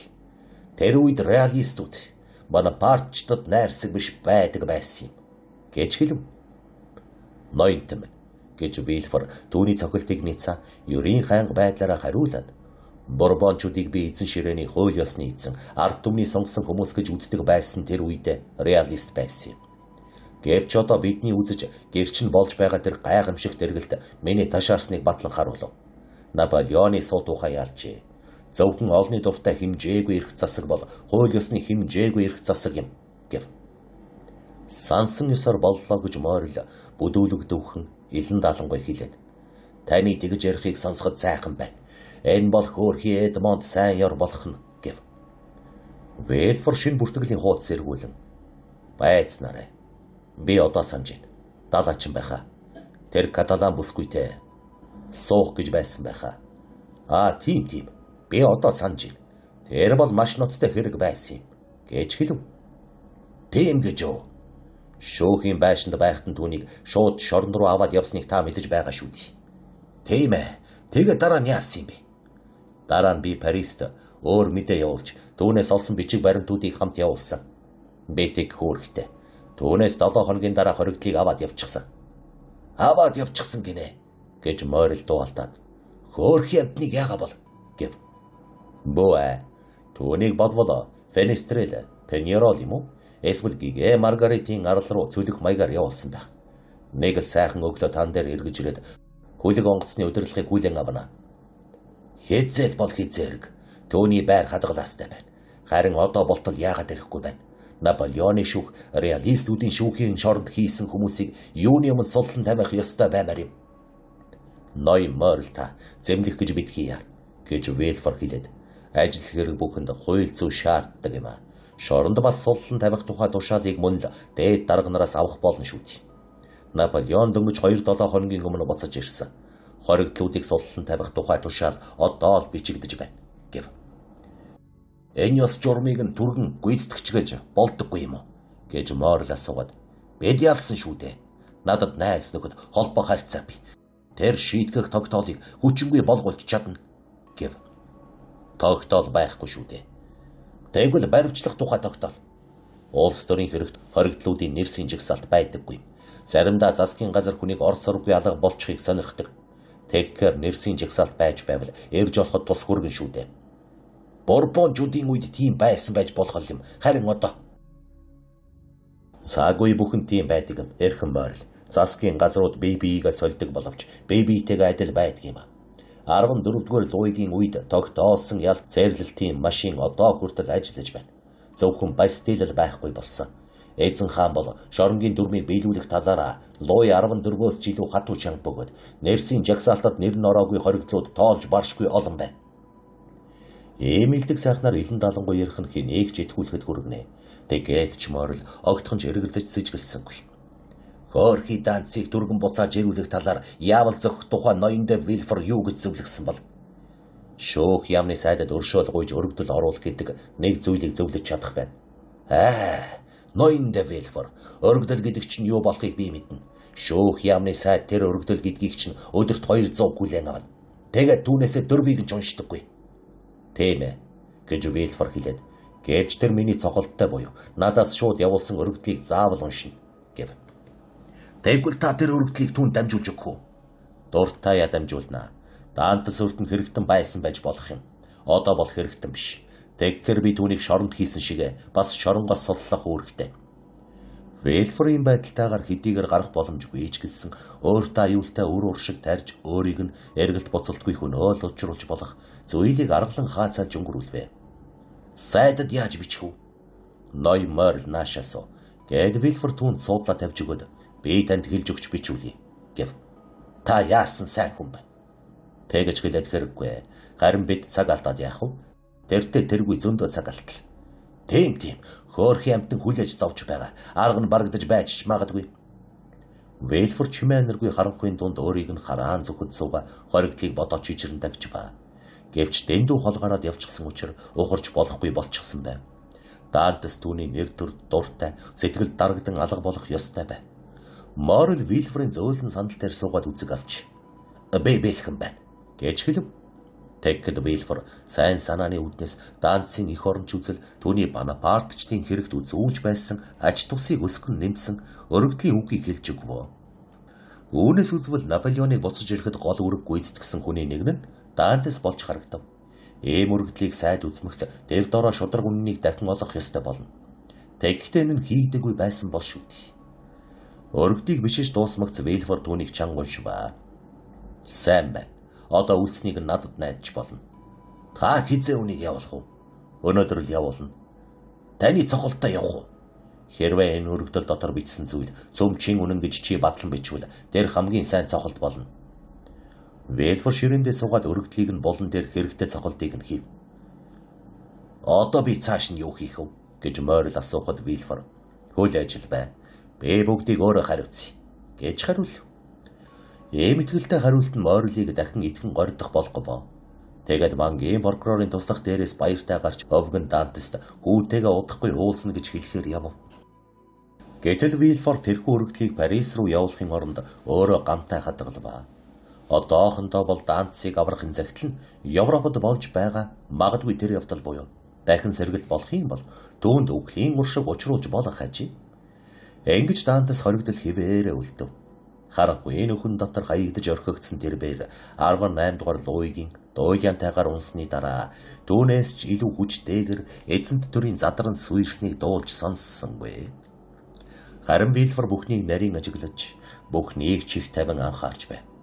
100 өдөр хэмээн нэрлэгдсэн Наполеоны дахин буцаж ирсэн тэр үед Моррел 2 удаа Дантсыг суллуулах гэж довтолсон боловч удаа бүрдэн Вильфор түүнийг амлалт гордлогоор тайвшруулан өнгөрөв. Эцсийн эцэд Ватерлоо болов. Моррел Вильфор дээр дахин очисонгүй. Тэр залуу найзынхаа төлөө хүний хүч хүрэлцгэл бүхнийг хийж дахин сэргэлтийн үед шинэ оролдлого хийвэл өөртөө л дэмий хор хүрхэхээс хэтрэхгүй байв. 18 дугаар Луи ширээндээ буцагдсан.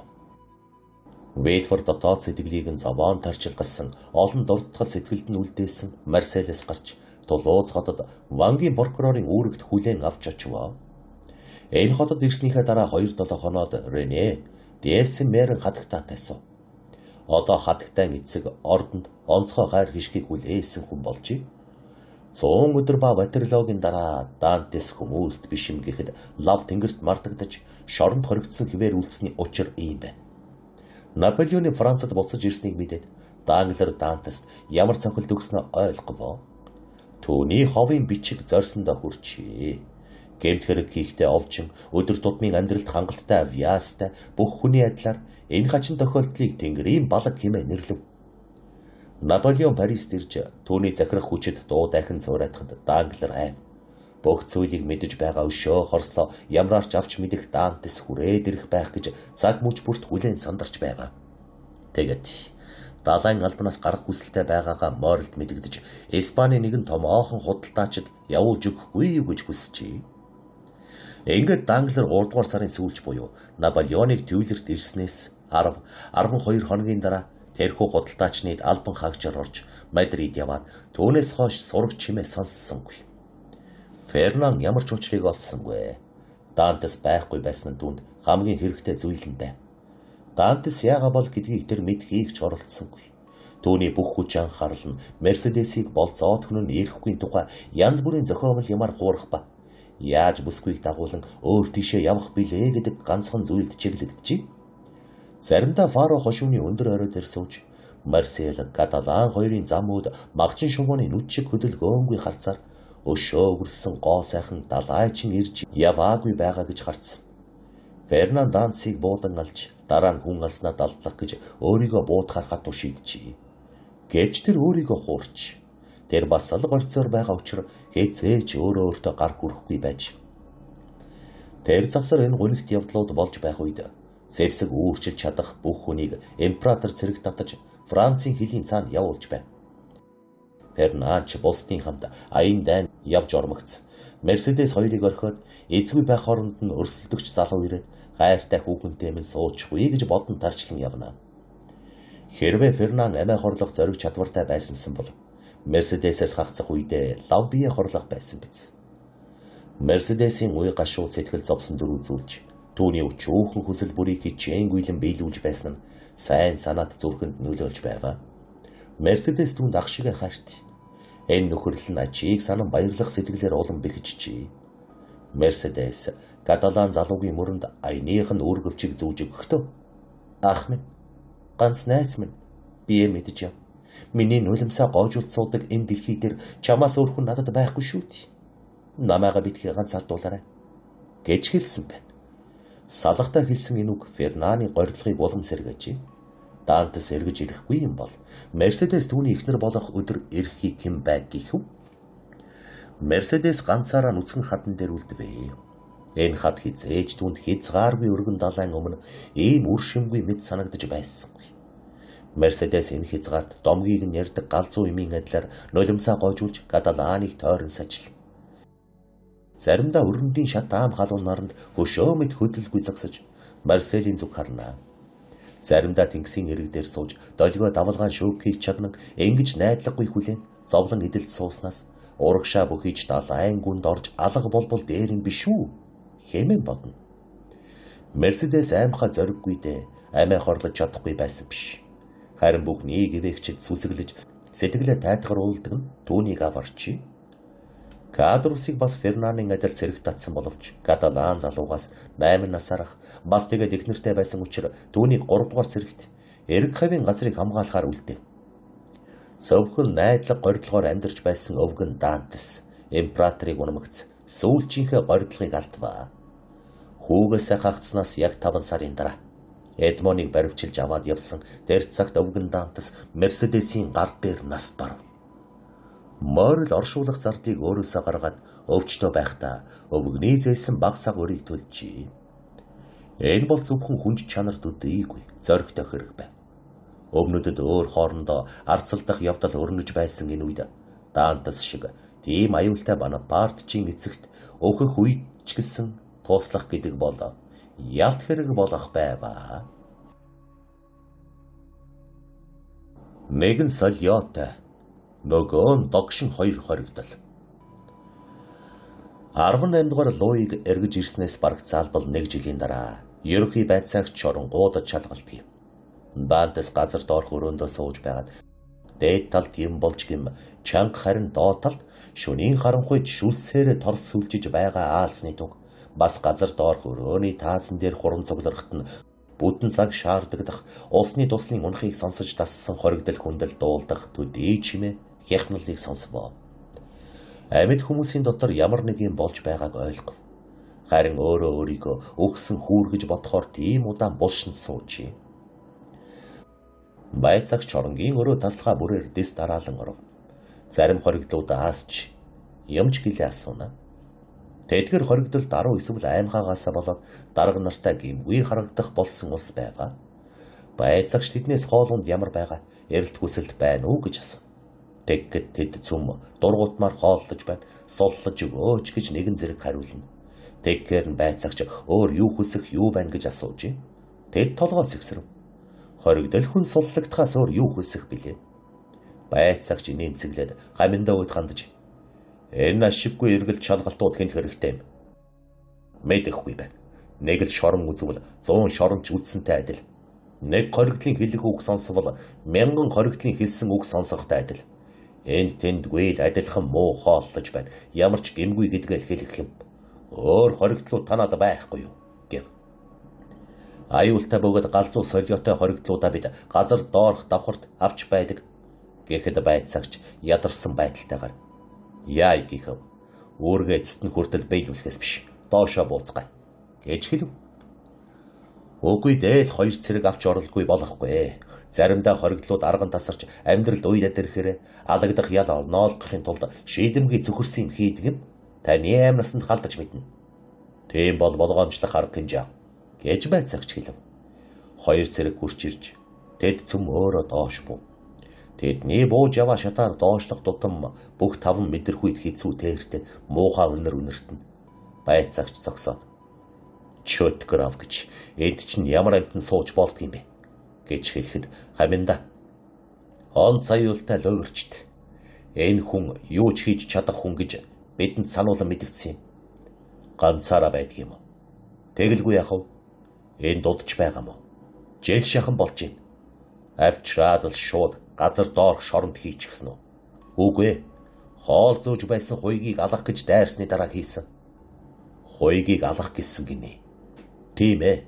Одоо бидэнд гэрэл гаргаж яваа энэ хүн гээд хаминда. Тийм ээ, Антуан гэж асуув.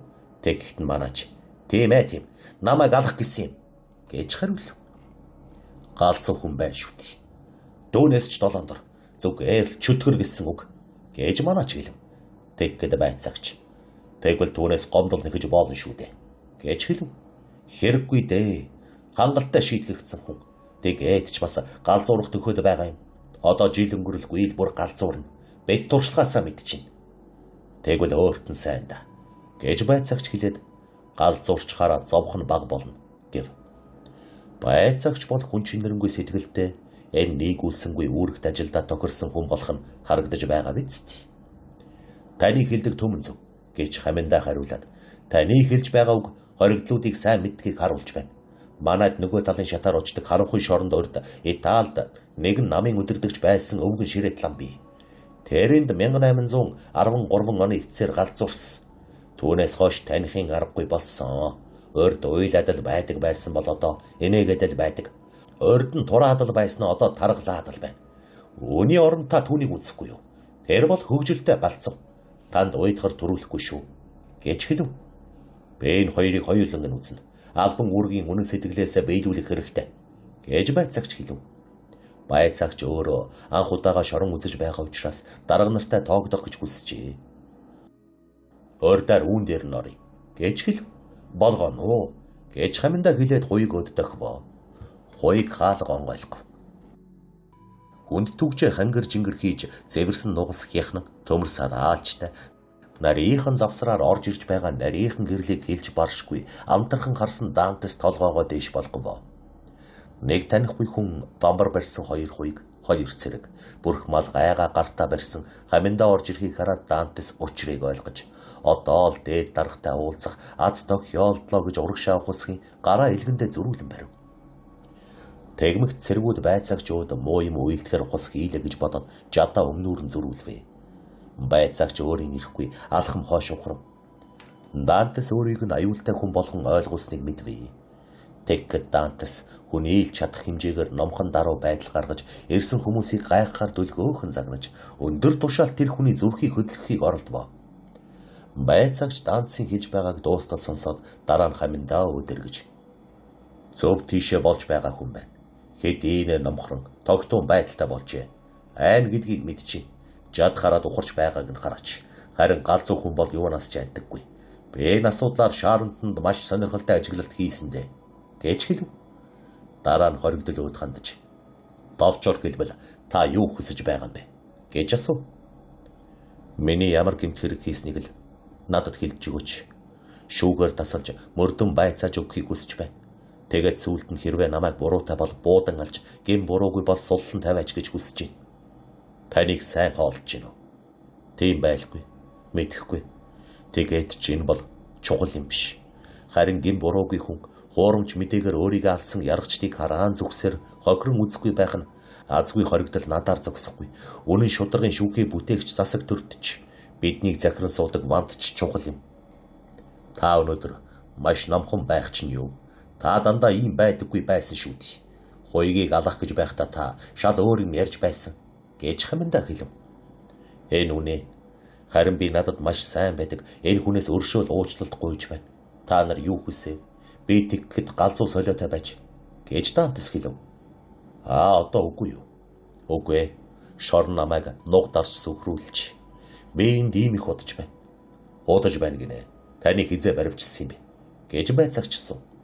1815 оны 2 дугаар сарын 28-нд өдрийн 2 цагт гэхэд байцаагч бодож гарваа. Өнөөдөр чинь 1816 оны 7 дугаар сарын 30 17 сар шоронд сууж байгаа юм байна шүү дээ. Дөнгөж 17 сар гинэ. Гэж Дантес давтан хэлээд та мэдгүй байна. 17 сар шоронд сууна гэдэг чинь 17 жил буюу 1700 жил гэсэн үг. Ялангуяа жаргахын даваан дээр очиж гоо сайхан бүсгүйтэй сууж хүндэд тушаал хүлээх гэж байсан над чиг хүнд маш хэцүү байна. Гэрэлт өдөр нь харанхуй шинээр солигдож ирээдүйн алга болж дурлсан хүүхэн нь өөрт нь дуртай хിവэрэ байгаа эсэх. Настай эцэг нь амьд мэд эсхийг мэдэхгүй сууж байгаа хүнд ямар байх вэ? Далайн цэвэр агаар амьсгалан нүд алдам хязгааргүй уудамд тассан хүнд 17 сар шоронд суух гэдэг чинь юу вэ? 17 сар шоронд суух гэдэг чинь хүмүүс хамгийн муухайгаар нэрлдэг тэр гэмт хэрэгтч гэсэн ихтгэх хугацаа юм. Намайг энэрэн үзэж өршөөхийн тулд биш, улам хадуу ширүүн шүүж, шүүх таслахад оруулж хайрлаач. Хэрэгтэн хүнийг шүүхээр таслуулъя гэж гуйж байхад татгалзаж болохгүй шүү дээ. Гэв. За яах вэ? Үзэн байж болъё. Гэж байцаагч хэлв. Тэгээд дараа нь тэр хаминдаа өөд хандаж энэ хөөрхийн амтан үнэхээр өрөвдөлтэй байна. Дээш гараад хэргийг надад үзүүлээрэй. Гэж хэлв. Тэгэ. Харин та тэндээс хамгийн бүтэлгүй мэдээнүүд үзэх байх. Гэж айж байна. Гэж саатах нь хариулв. Тэгэхэд Дантес. Та намайг суллан тавих эрх байхгүй гэдгийг би мэдэж байна. Харин та миний хүсэлтийг дээд дарга нартаа уламжилж мөрдөн байцааж эцэст нь шүүхэд өгч болно шүү дээ. Миний хүсэж байгаа ганц хүсэл бол шүүх. Намайг ямар хэрэг хийснийг минь, ямар ял оноогдсныг минь надад хэлж өгвөл боллоо. Учир явдал тодорхойгүй байх нь энэ ертөнцийн хамгийн хэцүү ялаас ч дор юм. Би учир явдлыг хянан үзье. Гэж байцаагч хэлв. Таны сэтгэл хөдлөн анхааран үзэж байгааг би дуугаар чинь мэдчихэв. Би танд найдаж болох нэ? Гэж Дантес дуалтав. Би тэгж хэлж чадахгүй гэж байцаагч хэлээд би зөвхөн таны хэргийг хянан үзье гэж хэлж чадна гэв. Тэгвэл би суллагдаж аврагдах нь тэр. Таныг хэний тушаалаар барьсан бэ? Гэж байцаагчсан. Ноён де Вильфорын тушаалаар. Та түүнтэй яриарай гэж хариулв. Ноён де Вильфор одоо Марсельд байхгүй. Тэр Тулуузад очоод жил шахан болж байна. Тэгвэл гайхах юмгүй гэж Дантес шивнээд намайг өмгөөлөгч ганц хүн маань энэ далга гэв. Ноён де Вильфор таныг үзэн ядах ямар нэг шалтгаантай биш биз? Гэж байцаагч асуув. Ямар ч юм байхгүй. Харин ч надад ихэд өршөөнгүй байсан шүү. Тэгвэл таны тухай түүний үлдээсэн эсвэл надад өөрийнх нь өгөх тодорхойлтуудад итгэж болох уу? Бүрэн болно. За тэгвэл хүлээж байл та. Дантес өвдөг дээрээс өгдөн гараа дэш тэнгэр өдөргөд хүний сүнсийг тамаас зайлуулахаар бууж ирсэн харанхуй шоронд нь аврагчийн ёсоор орж ирсэн энэ хүний төлөө мөргөн залбир. Байцаагчийг гарч явхад хаалга дүүжигдсэн боловч түүний авчирсан горилго нь Дантесийн өрөөнд гоцорвоо. Та хоригдлуудын нэрсийн жагсаалтыг үзнэ үү? Эсвэл доошоо бууж өнөөх ширээт ламыг үзэх үү? Гэж хаминдаа асуухад байцаагч. Юуны өмнө үзлэхэд дуусгая. Хэрвээ би одоо дээшээ гарчихвол дахиж бууж ирэх зүрх хүрэхгүй байх гэж хариулв. Өө, ширээд лам үүнтэй адилгүй. Хөгжилтэй галзуу, хөршдөг адилгүй хүн. Тэр юунаас болж галзуурсан юм? Хажин жигтэй юмнаас болсон. Өөрийгөө хэмжээ хязгааргүй их эрдэнсийн сангийн эзэн гэдэл. Анх дугаар жилдээ засгийн газарт хэрвээ өөрийг нь суллвал 1 саяыг өгнө гэдэг байсан. 2 дугаар жилдээ 2 сая, 3 дугаар жилдээ 3 сая гих зэрэгээр нэмэгцээр байгаа. Тэр одоо 5 дахь жилдээ сууж байна. Та нэг үзэхээр хоёулахнаа уулзъя гэд танд 5 саяыг өгье гэж амандаа амлана. Энд ч үнэхээр сонирн байна гэж байцаагч хэлээд тэр саятны чинь нэр хэм бэ гэж асуув. Ширээд лам Фария гэдэг. 27 номертой юм а гэж байцаагч хэлэхэд тийм энд байдаг юм. Аль вэ? Антуан, онгоолгооч. Хоёрыг хэлснийг гүйцэтгэхэд байцаагч бүгдийн нэрэлдгээр галзуу ширээд ламын газар доорх өрөөрөө сонирхон шагаваа. Тасалгааны дунд ханнаас ховхорсон шох хойгоор сараажсан дуграг хүрээний дунд бараг нүцгэн шахам хүн хэвтэж байна. Хувцс хунар нь ноорч гүйцчихээ. Энэ хүрээн дотроо геометрийн дүрс тодхон зурж Архимед цэрэг Марцеллад алагдах үедээ байсан шиг анхаарлаад ажилласан байв. Ийм учраас хаалга онгойлгоход хөдөлсөн ч үгүй. Харин ажиглаж байсан чихтэй шалан дээр бамрын ердийн биш гэрэл тусгад сая ухаан оров. Тэгээд эргэн харж шатаар бууж орж ирсэн олон хүний гайхан ширтлээ. Ухасгийн босож муу орныхоо хөл дээр байсан хүнжлийг шүүрэн авч орж ирсэн гийждэд арай жаятай харагдах гэж нөмрөв. Байцаагч ердийнхөө заншлаар та юу хүсэж байна гэж асуув. Миний хүсэж байгаа юм уу гэж ширээд лам гайхан асуугаад би юу ч хүсэхгүй байна гэв. Та миний хэлснийг ойлгосонгүй.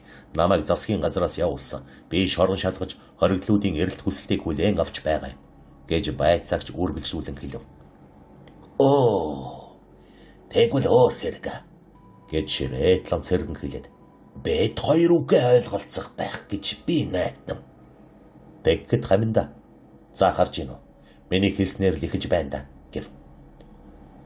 Өршөөлт эрхэмэ гэж ширээд лам үргэлжлүүлэн намайг ширээд лам Фария гэдэг.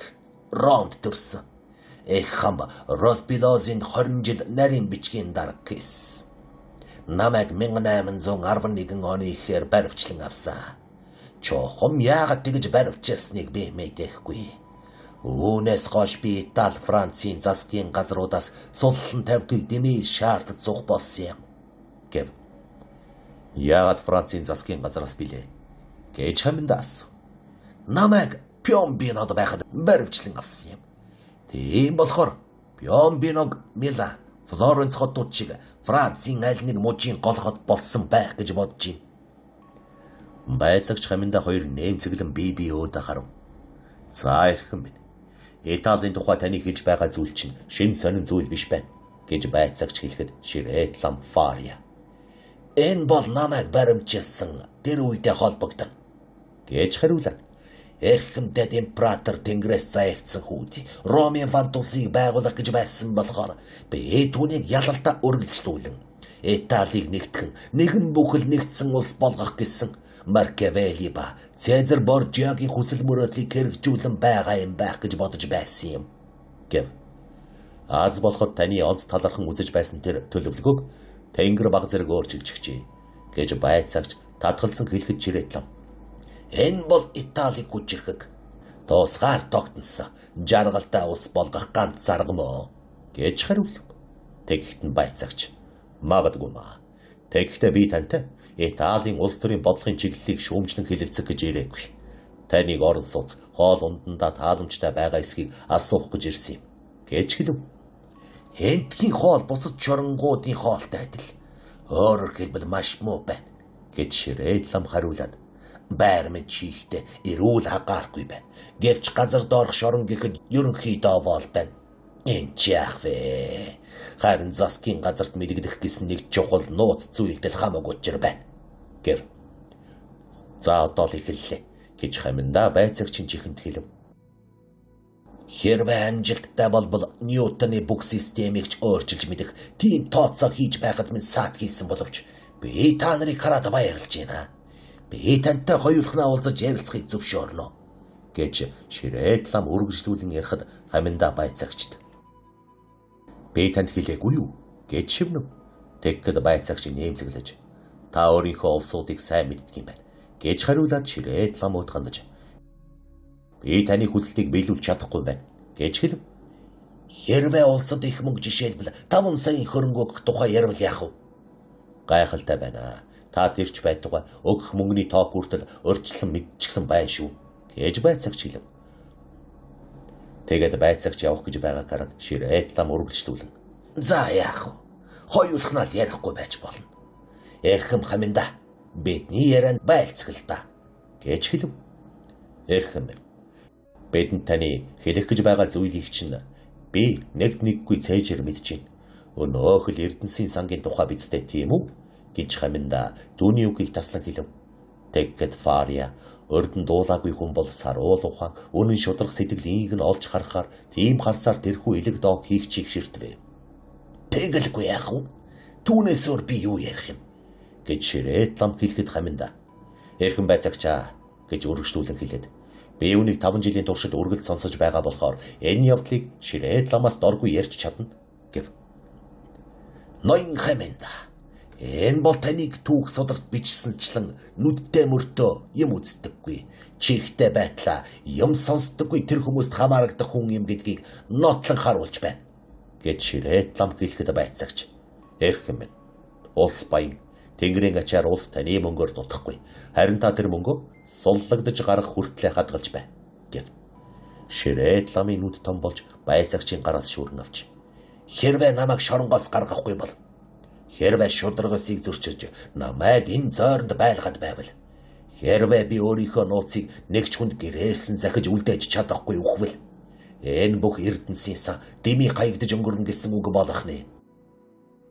Текстд орхны энэ хөрөнгийг улс авч ашиглаад далимд нь надад бас ашиг болбол дээр юм биш үү? Би 6 саяыг өгөхийг зөвшөөрнө. Би 6 саяыг найр тавьж өгье. Хэрвээ би суллагдвал бусд нь надад хүрнэ гэж хэлв. Мэрэ үнийг галзуухан гэж мэдэхгүй байсансан бол үнэн юм хэлж байна гэж итгэмээр ярьж байна шүү гэж байцаагч аман дотроо хэлв. Тэгэхэд хоригдол хүний сонорч ихээр байцаагчийн ярьсан бүхнийг сонссон Фария би галзуухан биш ээ. Би үнэн үг хэлж байна. Миний ярьж байгаа дармал эрдэн үнэхээр байгаа. Тэгэхээр надтай хамт миний хэлсэн газар очиж бидний дэргэд тэр газрыг ухаж үзэх гэрээ надтай байгуул. Хэрвээ би худлаа хэлсэн байвал хэрвээ юу ч олдохгүй бол хэрвээ би та нарыг хилдгээр галзуухан юм бол намайг буцааж авчраа чоронд нь хийчих. Би эндэ хинээс ч юу ч гуйж хүсэж шалгааж зовоохгүйгээр үхий гэв. Хаминда инээд алдаад таны тэр болмол Эрдэнэс эндээс голов гэж асуухад ширээд лам эндээс 100-аад бээр газар гэж хэлв. Аюулгүй сайн зохиочход шүү. Хэрвээ бүх хоригдол хуйгуудаа ийм хол зугаалахаар авч явах арга бодож олоод байвал хэрвээ хуйгууд нь тэдний хэлснийг зөвшөөрөөд байвал бололцоо дөнгөж гармагцал оргож алга болоод дүүрэх байх та. Ингэж хол явхад бололцоо заавал гарна да гэв. Энэ арга бол бүхний мэдэх зүйл. Тэгэхэр эрхэм ширээд лам анх бодож олсон гэж бардамнах ийм ч аргагүй гэж байцаагч хэлв. Тэгээд дараа нь ширээд ламд би таныг сайн хоолж гин үү гэж асуусан шүү дээ гэв. Өршөөл дэрхэм минь. Хэрвээ намайг үннийг хэлж дармал эрдэнэ байгаа газрыг зааж өгвөл суллан тавина гэж Есүс Христийг барьж тангаргал гэж Фария хариулв. Таныг сайн хооллож байна уугүй юу гэж дахин асуув. Тэгэхэд танд ямар ч муу юм болохгүй. Би оргож зүгтэх арга ирээгүй байгааг харж байгаа биз. Тэр Эрдэнэсийн санг олж ухаж явтал би шорондоо байж бай. Гэхэд байцаагч тисэж ядаа. Та миний асуултад хариулахгүй байна гэж үгийг нь таслан хэлвэ. Та миний хүсэлтийг гэж лам дуу алдаад надад үнэмшээгүй тэр ухаангүй тэнэг улсууд чиг бас л хараал идэж яв. Та миний алтыг авах дургүй байвал алт наддаа үлдэг. Надад эрх чөлөө өгөхийг хүсэхгүй байвал тэнгэр түүнийг надад өгөг. Явцгаа. Надад одоо та нарт хэлэх юм алга гэв. Тэгээд ширээт лам хүнчлөө мөрөн дээрээс авчгаа хэсэг шохоо авч өнөөх дуурах дотроо орж шугам зурга зурж элдвийн бодлого бодож эхэлвэ. Энэ юу хийж байгаа юм бэ гэж байцаагч гарахтаа асуухад хаминда өөрийнхөө Эрдэнэсийг тоолж байгаамаа гэж хариулв. Тэднийг ингэж дооглон ярилцахад Фария их ээхэн жигсэн харцаар хариулваа. Тэдний гарч отоход хуйг хаалга цоожлов. Байцаагч шатаар өгсөж явахдаа Нээрээ тийм эрдэнсийн сан байгаа биш биз дээ. Гэж хэлэхэд хаминдаа тасаж аваад эсвэл зүүдэндээ үтсэн юм байлгүй. Тэгээд өглөө нь босоход галзуураад боссон байх гэж хэлв. Тийм ээ. Тэр үнэхээр баян хүн байсан бол шоронд орохгүй байсан байлгүй. Гэж байцаагч хeel хахуул авдаг хүний энгийн байдлаар хэлвэ. Ширэтлам Фарегийн тухай гэвэл хэрэг явдал үгээр төгсөв. Тэр шорондоо хосорч түүнээс хойш галзуу Ширэтламын алдар улам нэмэгдэв. Агуу их дармал эрдэнэ эргч Галигуал Нерон хоёрын аль нэг нь энэ хөөрхий хүний үгийг сонссон бол түүний мөрөөдөл болсон хээртал ийм их хөлс төлөх гэж амлаж байсан эргч өлөөг нь түүнд бэлгэлэх байсан да. Гэтэл одоогийн энэ байгаа зүйлээр хязгаарлагдсан манай үеийн эзэд дээдс бол хүсэн мөрөөдөх зоригоо алдаж өөрсдийнхөө тушаалыг сонсож байдаг чихнээс яаж биелэгдэхийг нь харж байдаг нүднээс айх болсон улс юм. Тэд тэнгэрээс заяасан өөрсдийн давуутай байдлыг ойлгон мэдрэхгүй зөвхөн титэм өмссөн хүмүүс болж хувирчээ. Дээр цагт өөрсдийгөө Юпитерийн хүүхдүүд гэж үздэг. Үгүй дээ тэгж нэрлэж үгшгүй мөнх эзэгтэйгээ зарим талаар төссөөтэй байв. Өвөлний цаана юу болж байгааг шалгах ийм чамархан биш ээ. Харин одоо бол газар дээрх эзэд дээдэст хүрч болохоор болсон байна. Хэмжээгүй эргэж засгийн газраас шорон ба тамдалтын үр уршгийг өдрийн гэрэлд гаргаж үзүүлэхийг хизээж хүсдэггүй болохоор харгас шүүхийн олз болсон хүн өөрийн хугарсан яс цус асгарсан шархыг гадагш гарган харуулдаг жишээ ховор учраас шорон гиндангийн дотор бий болсон ухаан солиорол сэтгэлийн зовлон нь тэндээ нямбаалан хадгалагддаг юм а. Хэрвээ тэндээс гарчхаж гимээж нь ямар нэгэн зөвүүн эмчлэн сувлах газар оршуулж одож нар хойгуудаас авсан тэдгээр сүгээс хүний дүрс оюун бодлыг дэмээл ирдэг юм. Ширэтлам шоронд ухаан самуурч солиорлороо өөрийгөө бүх насаараа шоронд хоригдох болгочий. Данцын тухайд гэвэл байцаагч хэлсэн үгэндээ хүрч Хавиндагийн тасалгаанд орж ирсэн хойно хоригдлуудын хэргийн материалуудыг авчруулж үзв. Данцын тухай доор хагуулгатай зүйл бичигдсэн байлаа. Эдмон Дантес засаршгүй Бонапартч узурпаторыг Элба арлаас эргэж ирэхэд этвэхтэй оролцсон маш нууцаар нарийн хяналтанд байлга. Энэ тэмдэглэгдсэн зүйл бол бусад бичгийн адил бихээр бичигдээгүй байв. Энэ нь Данцыг шоронд хийснээс хойш нэмж бичсэн болохыг нотлон харуулна. Шийтгэл нь маргахын аргагүй хатуу чанга байсан учраас байцаагч дээр нь яах ч аргагүй юм гэж нэмж бичв. Байцаагч ирсэн нь Данцын сэтгэлийг сэргээвэ. Тэр шоронд орсон цагаасаа хойш өдөр сараа мартчихсан байв. Харин байцаагч түнд өдөр сар он хэлж өгсөн учраас Дантес түүнийг мартсангүй. Тэгээд тэр адраас унсан хэсэг шохоогоор ханан дээрээ 1816 оны 7 дугаар сарын 30 гэж бичив. Түүнээс хойш өдөр сар алдахгүй тулд өдөр бүр тэмдэглэх болвоо. Өдөр 7 хоног сар өнгөрсөөр Дантес хүлээсээр байв. Тэрхлээд 2-7 хоногийн хугацаа тавив. Хэрвээ байцаагч өршөөнгүй сэтгэлийнхээ хагас ийгэнж гаргалаа гэхэд 2-7 хоногийн хугацаа хангалттай. Энэ 2-7 хоног дуусахад Дантес өөртөө байцаагч Парис орхоос нааш өөрийнх нь хэргийг сөхөж үзэн гих горьдлого бол тэнэг хэрэг гэж хэлв. Байцаагч даалгасан шалгалтыг хийхэд 2 сар хэрэгтэй байх гэж бодоод Дантес 2-7 хоногийн хооронд 3 сарын хугацаа тавив. Энэ 3 сарын хугацаа дуусахад түүнд бас өөр нэг бодол төрж хагас жилийн хугацаа тавьбаа. Энэ хагас жилээ өнгөрөхөд бодоод үзвэл 9 сар хагас хүлээчихсэн байна. Энэ хугацаанд түүний байдалд ямар ч өөрчлөлт гарсангүй. Тайвшруулах ямар ч мэдээ авсангүй. Хойг хуучин янзаар аал хийлгүй юм шиг байв. Дантес өөртөө итгэхэ болж толгойд нь орж ирсэн тэр бодол бол дэмий бодол. Шоронд ирсэн тэр тэнгэр зүүд мойронд нь орж ирсэн юм байж гэж бодох болвоо. Нэг жилийн дараа хаминдааг өөрчилж түүнд гам гэдэг цайзыг өгчээ. Явахдаа өөрийн дор захирагдсан хүмүүсээс зарим нэгийг нь авч явсан бөгөөд тэдний тоонд Дантесийн хуйг оржээ. Шэн хаминдаа ирв. Хоригдлуудыг нэрээр нь тогтоох түүнд залхуутай санагдсан тул тэднийг зөвхөн дугаараар нь хэлж байхыг тушаажээ. Энэ аимшигт газар нь 50 тасалгаатай. Тэнд суудаг хүмүүсээ дугаараар нь нэрлэх болж золгүй ирийн Эдмон гэдэг нэр Дантес гэдэг овгоос хагацж зөвхөн 34 дугаартай хүн боллоо.